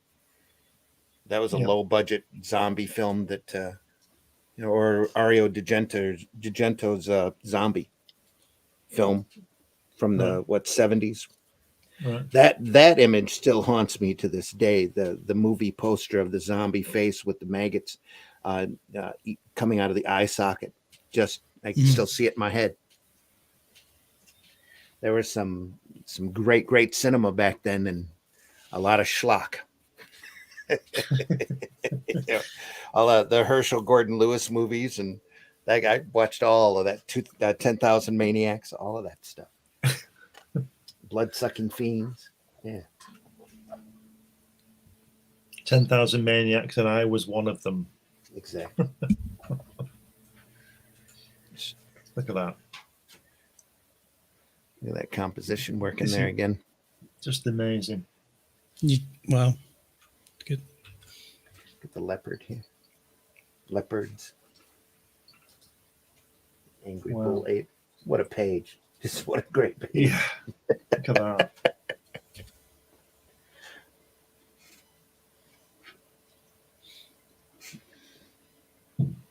Wow. You just get speechless with it. This stuff was showing on every week. We show some good stuff, don't we? Classic stuff. Well, this was done well after the strip, after he was teaching for a while. This is a labor of love that he did. Say some of that vegetation looks like I've drawn in my dad's 70s. Yeah. Well, Randy's got an eye for this stuff. Yeah. I love comics. Just picked up all this stuff as we went along. If you look at that last panel, he looks like he's got a superhero costume on, doesn't he? And then when he's standing there, the way it's shaded, that could be Daredevil again. Yeah. That leg is look at that leg, that supporting leg. Well, he was the dynamic, call him a superhero almost. Yeah. Yeah. It's got the vine right here between its toes. Yeah. What a touch. Wow. It's great stuff. It's the angles he does as well, isn't it? It's just wonderful. And again, if you're going to learn technique, if you're going to learn learn from the masters. These are the guys that I can't even say the modern comic artist. Nobody sees this stuff anymore. Your Wally Wood and your Gene Colan, all these guys all grew up on, cut their teeth with this guy. Yeah.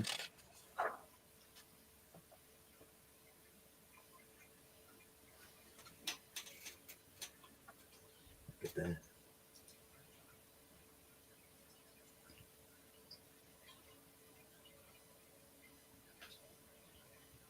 Wow. Classic. Wow, look at that page Pose. there with The hands. Yeah, look at that.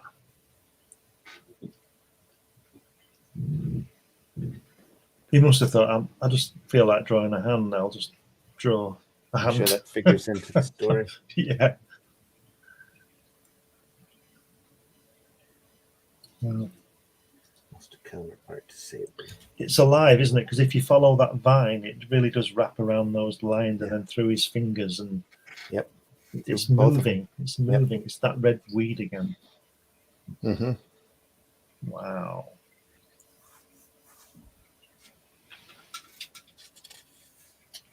That's the intellectual side of Tarzan coming through, realizing that the species are different. There we go again. Oh, he's done the classic Michelangelo there, hasn't he? Very much so, yeah. Look at that. Still, my only complaint is his appearance. Yeah. Yeah. Well, he's pre-Raphaelite, isn't he? Pre-Raphael? Sorry, I don't follow. Pre-Raphaelite. Raphael? No? Look it up. Pre-Raphaelite. The painters from the... Oh, okay. I get... Yeah, okay. It's got a very Victorian my brain look to it, yeah. My brain caught up to what you're talking about. Look at that, how it fits. Both of those fit. Yeah. I think Barry Smith has been through this book as well. Yeah. He's a classic illustrator. Probably through all, they grew up on this stuff. Yeah. All through this kind of work. That sweep. There's that body. I'll tell you what he likes to do, Tarzan. He likes to sprang a lot, doesn't he? Yeah. Tarzan sprang to the door of the cage. He sprangs a lot. Should be called sprang. You know, it's better than slunk. Who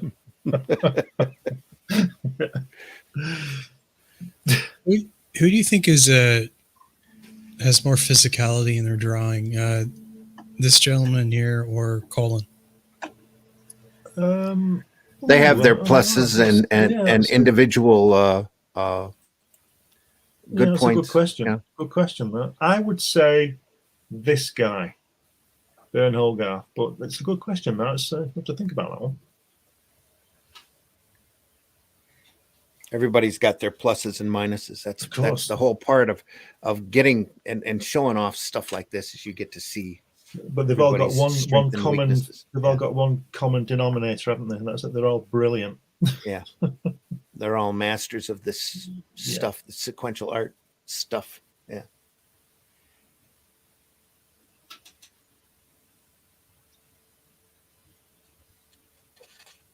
More foliage. I definitely tell, visually their stories are quite different too in styles. Yeah. But it must be said that the overriding thing in all this is that they can tell a story, and that's what we're here for. Yeah. Sequential art. They all tell a story. Not just tell a story, but do it entertainingly. And all of these guys that we've been looking at all have their own individual style, their own individual look. You can, after you've seen enough of Hogarth's work, you can look at it and automatically know. You're able to tell him apart from Wood and Colin and all of these other guys, where nowadays everybody, to me, just looks sterile and almost exactly alike one another. Exactly. All of the joy, the art of it, the style of it is just drained out of it. Look at that head down the right. That's a real classic look, isn't it, on a statue? Yeah. Very Greek. Could be a statue. I think the under the jaw here flaps a little. Yeah. Jowls. Looks a bit chunky there. Jowls looks a little chunky, yeah. Look at Is the he getting bottom. old? He's Sorry. older. He's what? Older there. Yeah. Well, Look at again, the- he's not thinking. He's thinking classically and not like superhero dynamics. Superhero Yeah. dynamics, they'd have pulled that line straight back, so he had a really firm chin. Doesn't need that for this. He drew Look at it that. very classically. Look at the bottom part, the way those faces all, the way Up the here, face, that's very comic like. Down here, you mean? yeah, the way they all Look at all morph it, they all morph through. Yeah. Just phenomenal. I want to know how long it would take him to draw that. I don't know. I couldn't tell you how he worked or how fast he worked.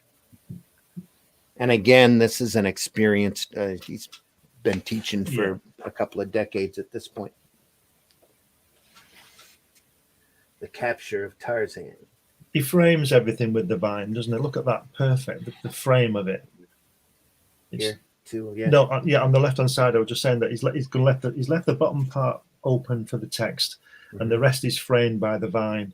This beautiful little line work here, back in the background. Incredible, isn't it? Yeah. Wow.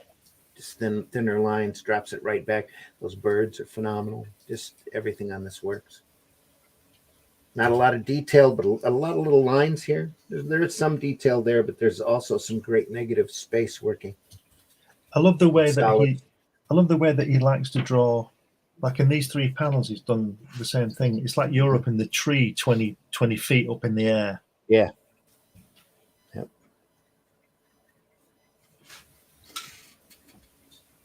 Wow, look at that.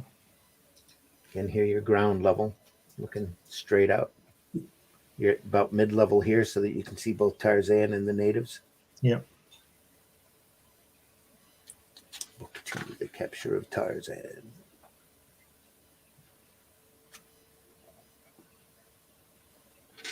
Now, I'm not sure if the original book didn't sell very well or if it took him so long to do the second one, but I know the Jungle Tales here has a really super low print run, and it's pretty hard to find. I don't think there's a listing for it at all on Amazon. Let me check eBay and see if anybody's got a copy up there currently. Look at those guys putting those spikes in the hole. That's what they used to do in Vietnam, isn't it? Mm.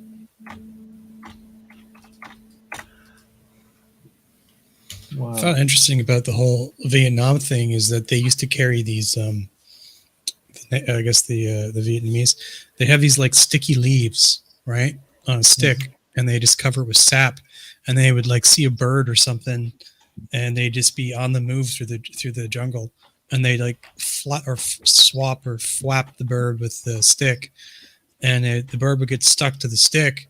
And they put it in like a little tin pot with some coals in it and swing it back and forth on the trail as they're moving, right? Because they have to stay mobile all the time. And then, so they're cooking as they go, like. Wow.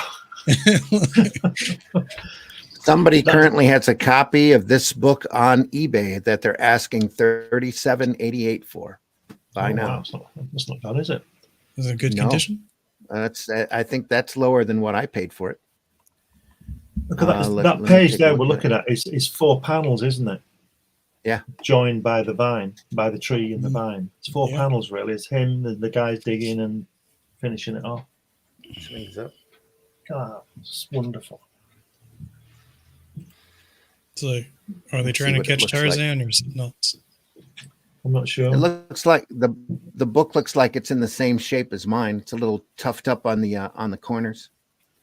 It's been read once or twice, but yeah, I think they're doing it for that. It's over in England too, I think. GBP. Yeah, Great British pounds. Yeah, $29.95, approximately US $37.88. I think I might have a look at that when we come up there. There's a buy it now price. It's under Edgar Rice Burroughs' Jungle Tales of Tarzan, Burne, Hogath. Watson, Uptill. I don't think he knows what they've got here, the seller. Or maybe there's just not that much interest in Tarzan anymore. But it's this very book. But for us, it's not Tarzan we're looking at, is it? It's the artwork. Yeah. It could be anything. Right? Yeah, it would still be as dynamic and interesting. Yeah. be Joe's Jungle Adventure. Yeah. They've got hardcover. Oh, that's a more recent printing. Hey, got a comment there. Oh, yeah. Let me jump back here. I was just busy. Russ. Hi, guys. Sorry I couldn't be there, but you're doing a grand job. We'll be back Sunday. We'll have to give this one a watch on replay as the art looks spectacular. Yep. Yeah. Thanks, In Russ. for a treat, Russ. Hope you're doing okay, and our condolences to your family. Yep.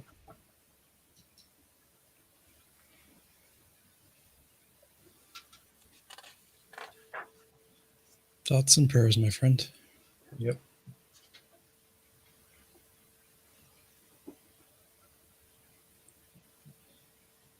And again, just great work. Look at that foreshortening here. Yeah, it's Body. stunning, isn't it? Yeah.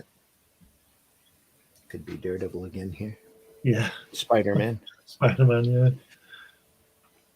At least up until McFarlane, and they started putting his foot up next to his head.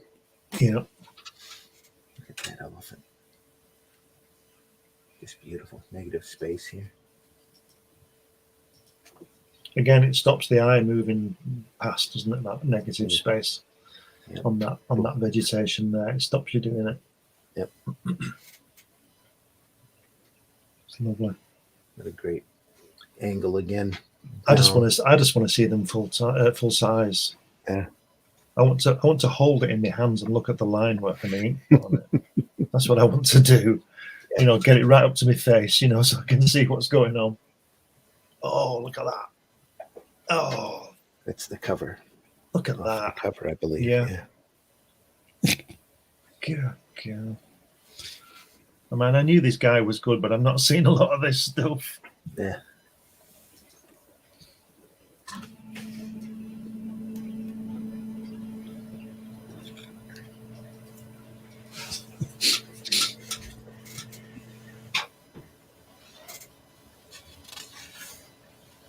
Could stare at that for a while. I love the vine in front of his face. Yeah. It's a beautiful touch.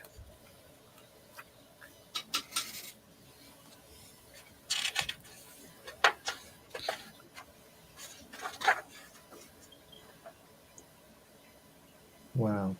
That's Gene Colan's definitely seen Yeah. this. I've seen that sort of movement in one of his Daredevils somewhere. Mm-hmm. You know, multiple drawings of him coming down. Swinging down. Yeah. Another great shot here. Yeah. I was I have another tab open for Twitter, and I saw the funniest meme I've ever seen in my life, and I'm having trouble not laughing. Oh Jesus, I'm crying. Well, you can turn your mic off and belly laugh if you need to. Oh, You're going to have to show us what the meme was. yeah, after the show. Yeah.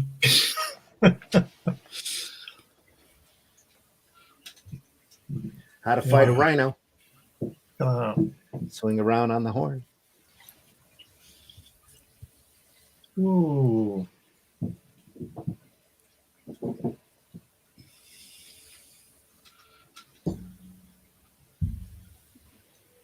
Look at him coming charging.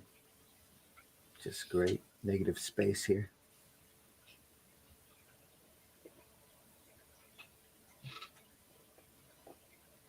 Just enough.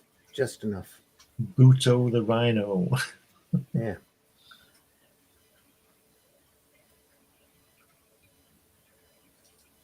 Swing. The dinosaurs, aren't they, rhinos? Yeah. Wow. Overgrown cows, actually. Just kidding.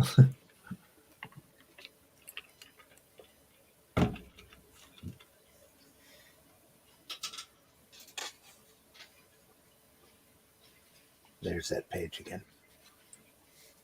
The vine work. Yeah, it's just beautiful, isn't it? You can tell this was meant to be put together too. Just looks like there's a flow to it. Yeah, yeah. I was just looking at that. How good is that? That elephant. Got some tusks on that. Tantor.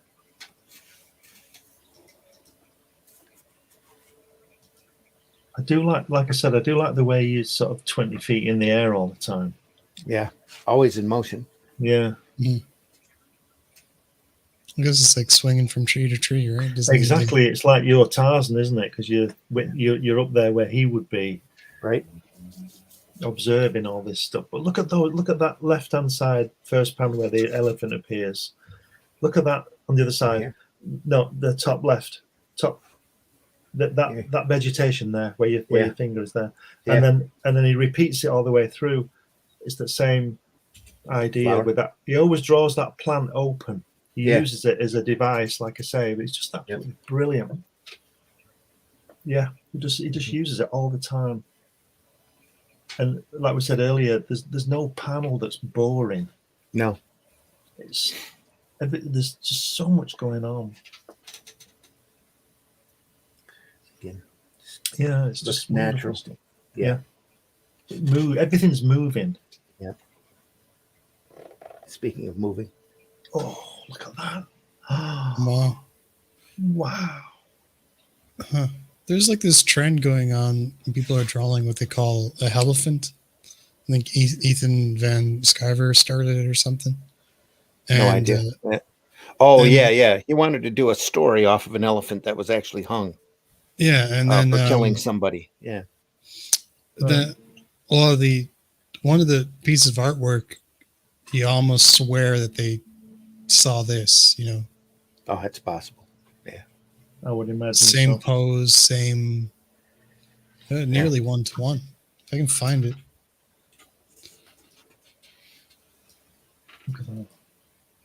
Look at the force he's on the left-hand side. Look at the force his foot is hitting the ground. The elephant is hitting the ground. The force of that. Of those lines coming out from the grass because he's being chased. Yeah. He's moving, isn't he? It's fantastic. Oh, yeah. Yeah. A lot of action working there. This whole thing's got hard movement to it.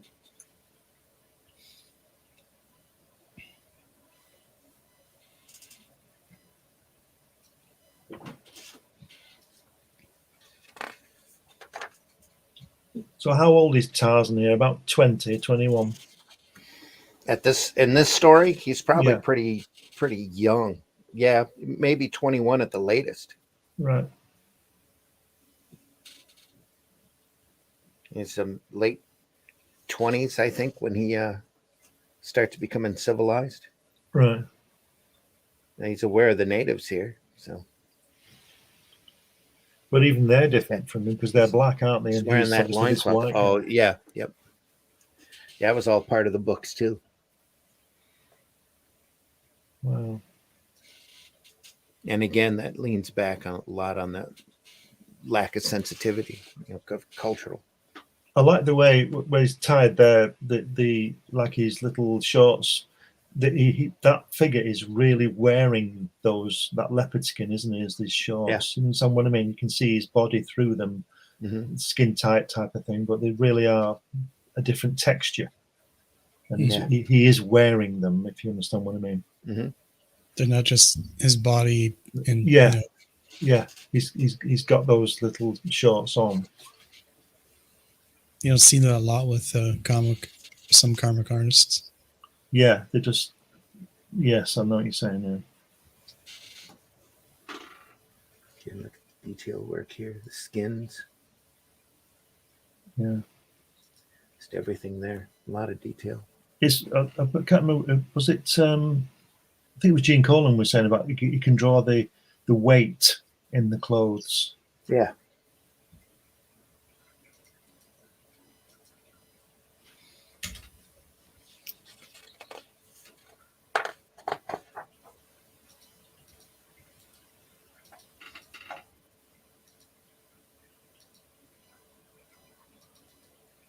He must have done a lot of research into all these masks and things that these guys are wearing and hanging on the wall.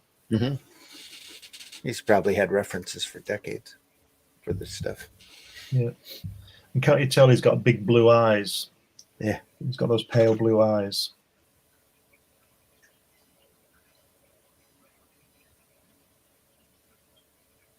But everything's moving. It's like a Disney cartoon, isn't it? Everything moving in the background. Mm-hmm.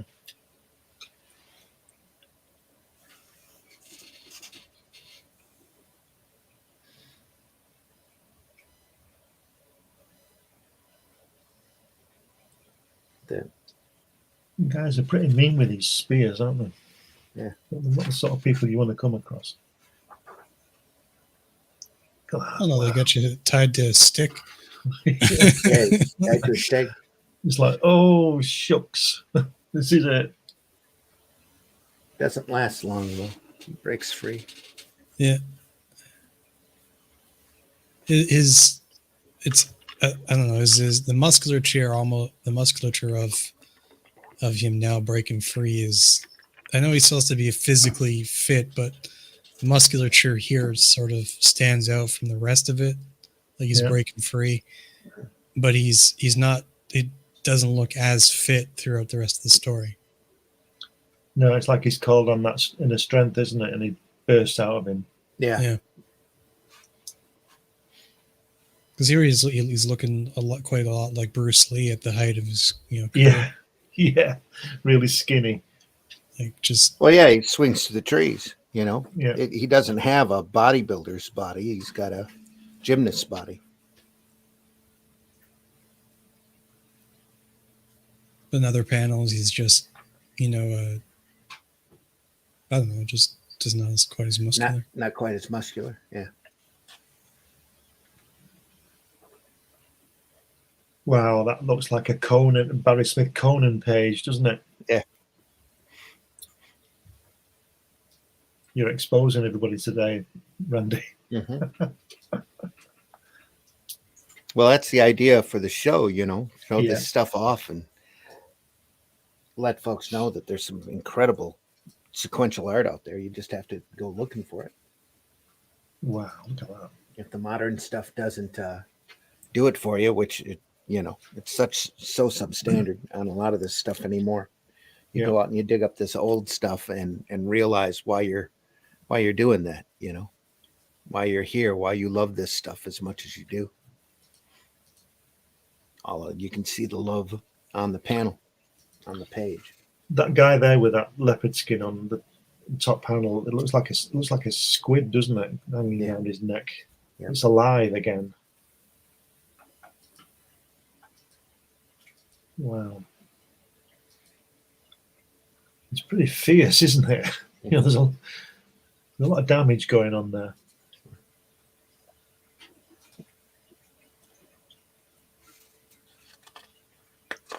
I wonder if he produced thumbnails for these before he did it. That'd be interesting to know, wouldn't it? No idea how he worked on that. Whether he just went straight into it. He must have had it clear in his mind. He must have done some layouts or some roughs. Oh, I'm sure he did. Yeah. He must have done. Look at all that. Wow, look at that. Tantor comes in, cleans house. Look at that. Whoa. That, again, across the top, that could be Cole and Daredevil, couldn't it, all those guys? Yeah.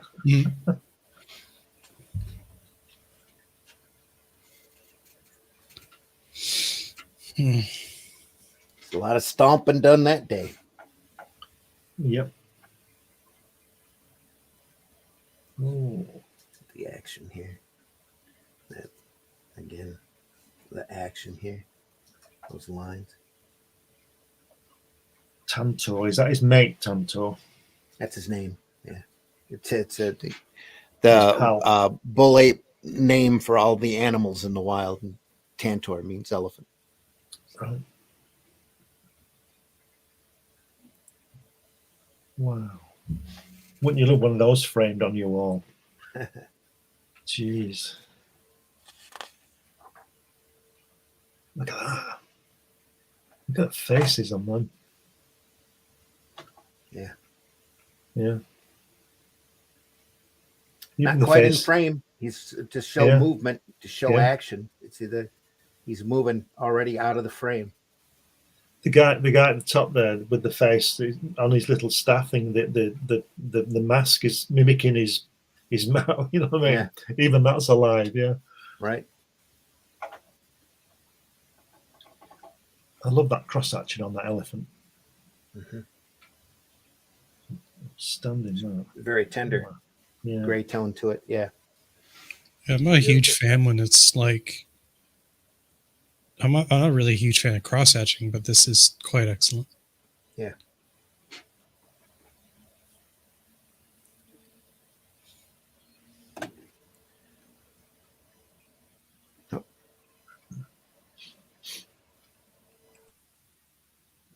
I always prefer gray tones.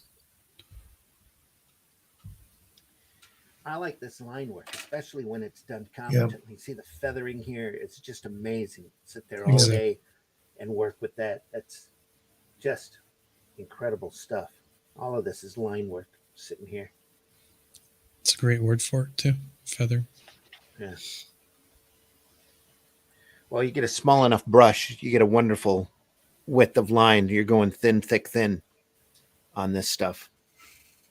You're just sitting there literally working it out with your brush.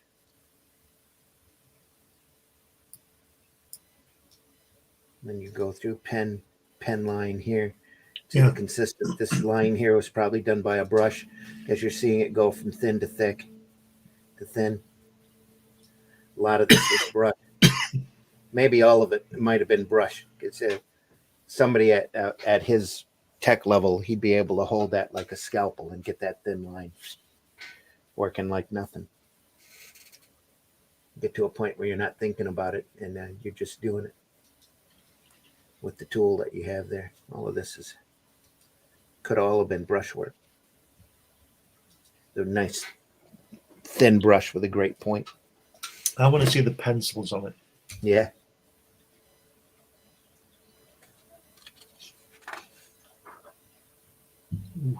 That's a real Alcala thing, isn't it? God of Tarzan. Yeah. This is not related to this, but this is very American. A can of something, 15 cents. Looks like it's from the 70s. And it's called Spread and Heat Pizza. Pizza flavored spread. Mm-hmm. Better living through chemistry.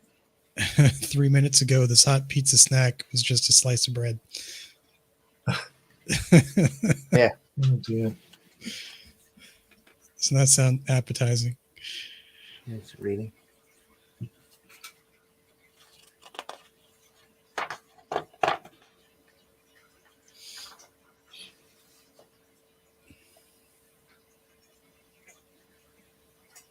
So no page is boring. It's just incredible. Yeah. Here he's just reading. He's comprehending the writing, and he's running across the word God. Look at that. Just great movement.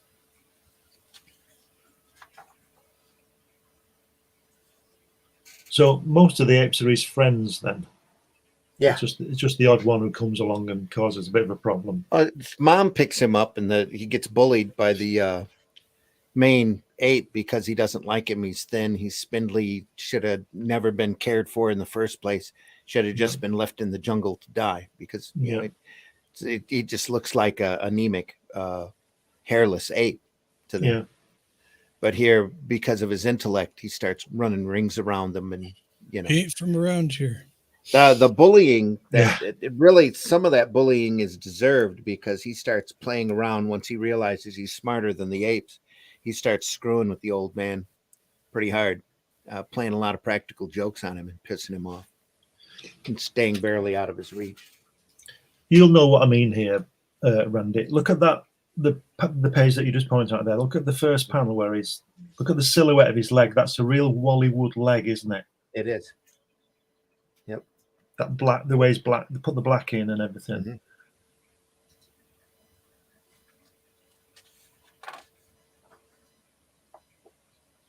Wow, look at that. Dear me. There's a real Tarzan pose on the next page where he's the second, that one. Yeah, that's a real pose, isn't it? What a great shot here, though. Yeah. Look at those eyes. Wow. Real classic stuff here. I'll tell you what, these past few months on this, we've been showing some fantastic work, haven't we? Now, this is like Burne's Elsewhere Yeah. books. Oh, yeah. This is a subject that he's always done, subject that he's loved, and he gets a chance to do it on his own, the way that he wants to do it, with the time he wants to take on it, and you get something like this. You know, it's like Burne doing all of that X-Men material that is only in pencil that very few people get to see.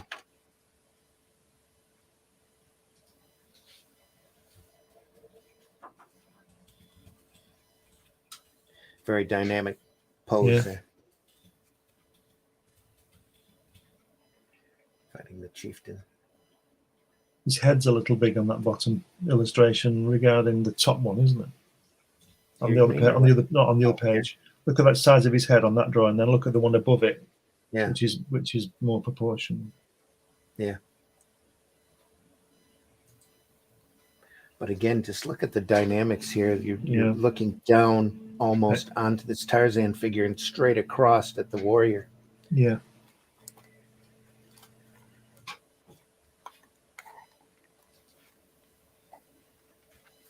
Yet it all fits. It all makes sense. It looks like this. It's the same illustration. I mean, it's just fascinating to see the camera angles. Attack of the Bull God. He's strutting. Look at that. It's kind of like doing a happy strut. He's angry there.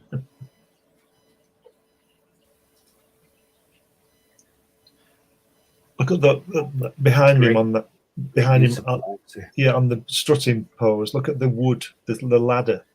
Yeah. The way it's wrapped up with the vines and everything. It's incredible. Yeah. It's beautiful stuff. Another great dynamic pose here. Yeah. Almost looks like it's a little out of proportion here. That hand looks a little small. Yeah, it should be bigger, shouldn't it? Yeah. Especially since it's thrust more out. It's almost, you look at that hand compared to that foot, definitely out of proportion. That should have been, if he'd have done this nowadays, he'd have just taken that, captured that hand, blown it up to about double the size in Photoshop, and would have been good to go. It's all long before computers. This is when people could draw. Well, yeah.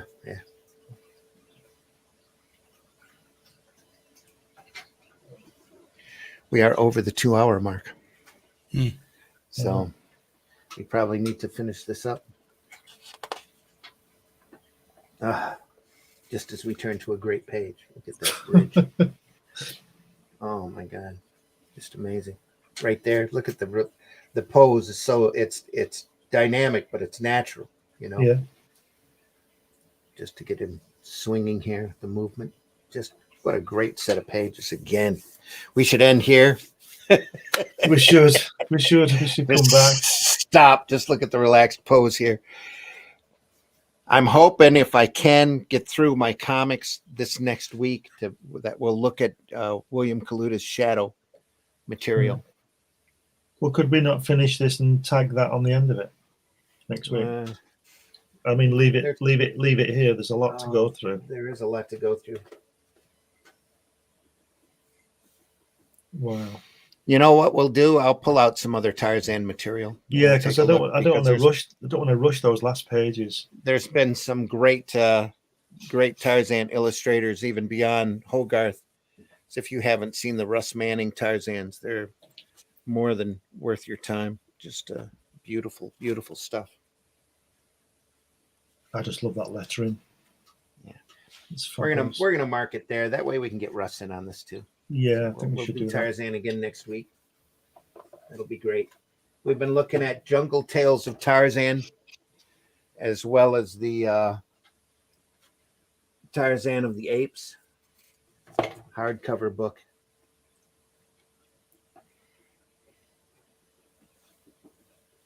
done by the great Burne Hogarth. Next week, we'll have a little bit more Hogarth. I'll see if I can dig up some Foster early stuff. I think I've got some early collection of early strips somewhere. I know I've got all of the Russ Manning Tarzans because it's just phenomenal work. See what I can find. So we'll do more Tarzan next week. Yeah. Appreciate everybody being here. Hope you hit that like and the love button. You're always welcome to add more in the chat. Wish you would. We've had only a little bit of engagement this morning. So if you like this stuff, leave a comment at on the page that you're watching it at. Let us know what you think. And hope you enjoyed looking at all of this phenomenal stuff. So, Whiskey, why don't you tell folks how they can find you? You can find me on the good old X there. I just completely blindsided by that. So yeah, just follow me to Bandit Ricochet, and you can see what I do. Yeah, you can switch it off now. Yeah. All right, Glenn, let folks know how they can find you. All the usual places on social media: Facebook, Instagram, Twitter, or X, or whatever it's called this week. You can find all my work on Amazon. You can find this at New Haven Publishing, which is a book about my trip to see Jack Kirby, which is full of lots of photographs of me with Jack in there. And you can also get my 100-page magazine, Comics Limited, which is about comics. But if you just put my name into Google, you'll find all my stuff, all my books, science fiction books, and also all kinds of stuff. There you go.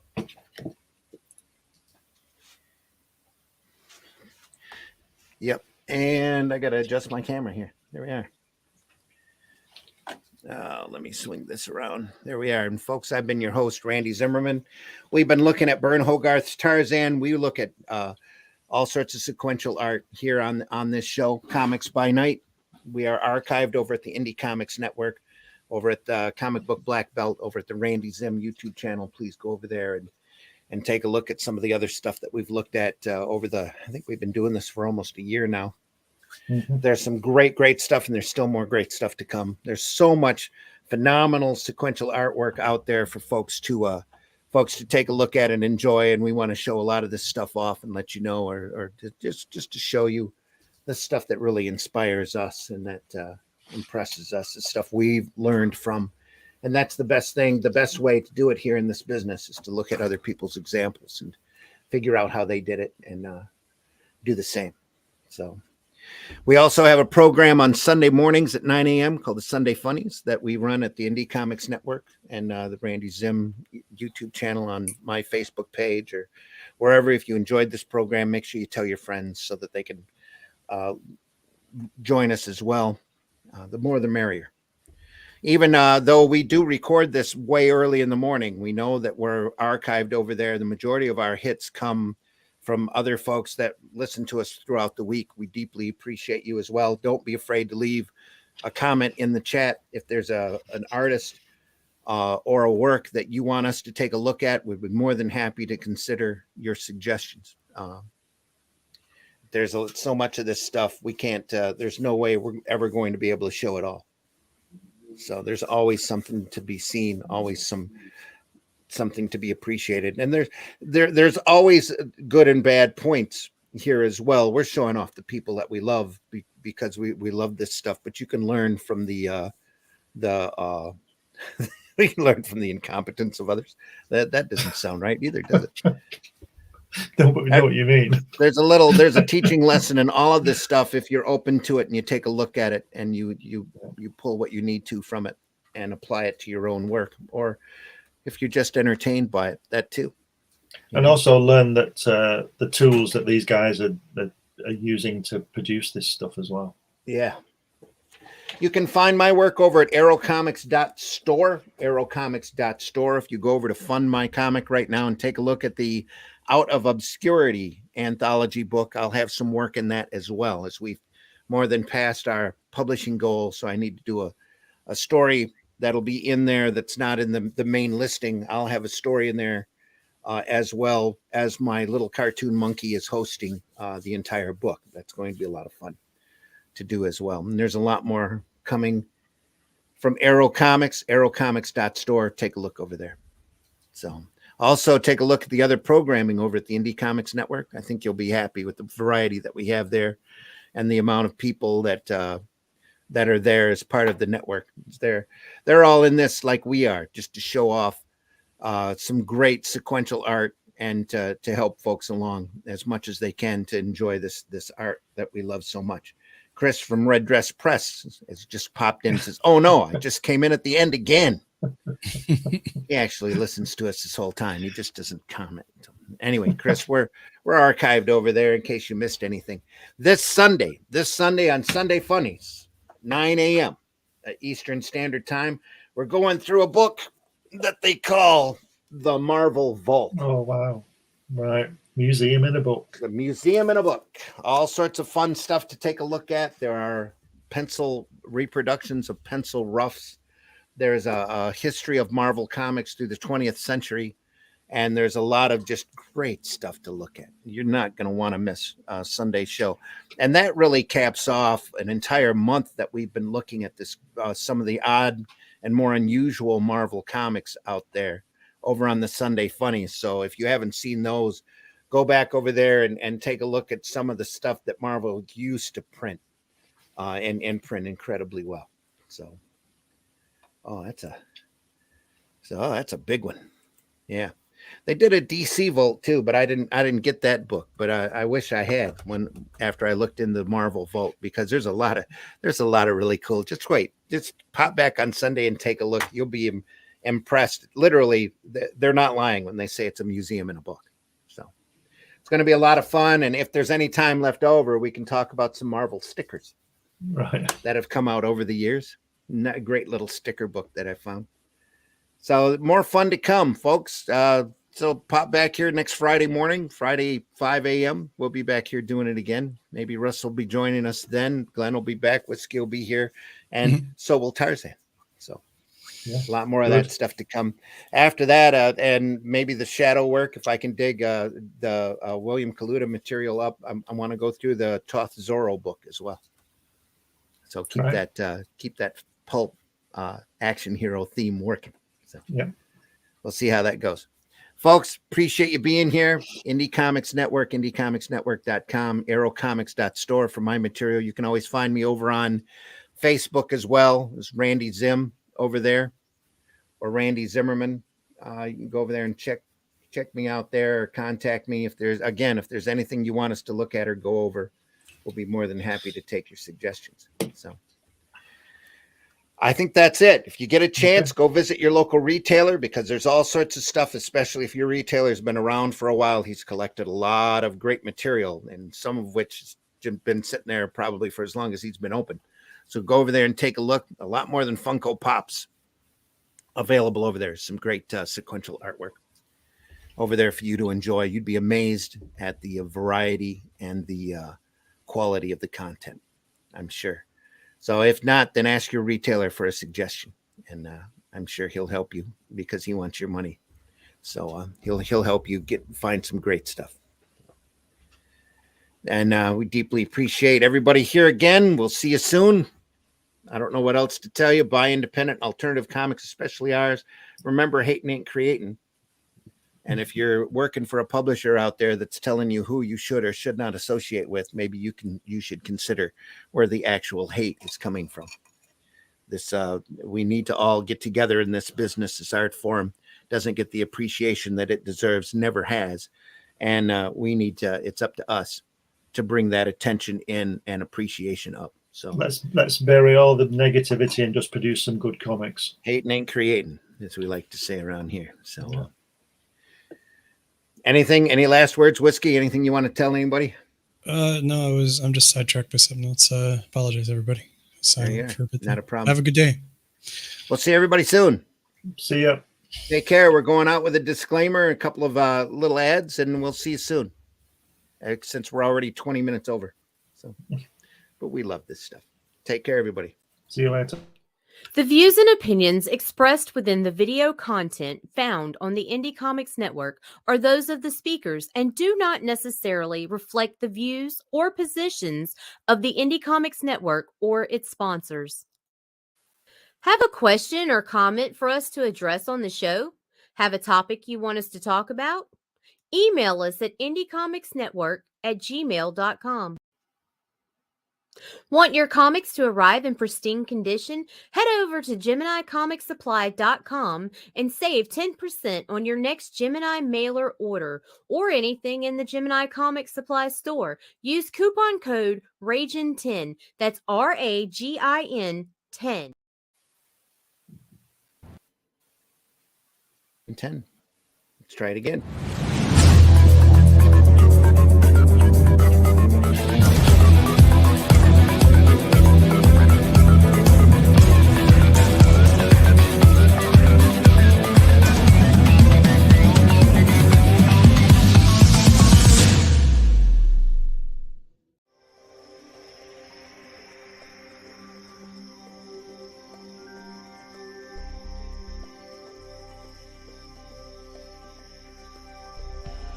What was that?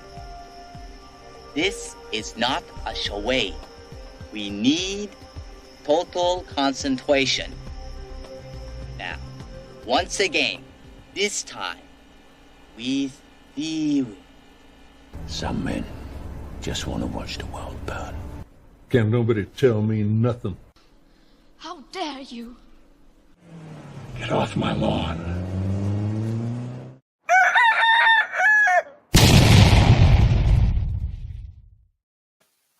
Oh, you silly, simple bastard. That's right. Last one here. Let's find it. I had it, of course, on this list here. I know it's here. Well, if we can't find it, let's go out like this. Here we are. Do you draw the Flintstones naked? There's a market for that.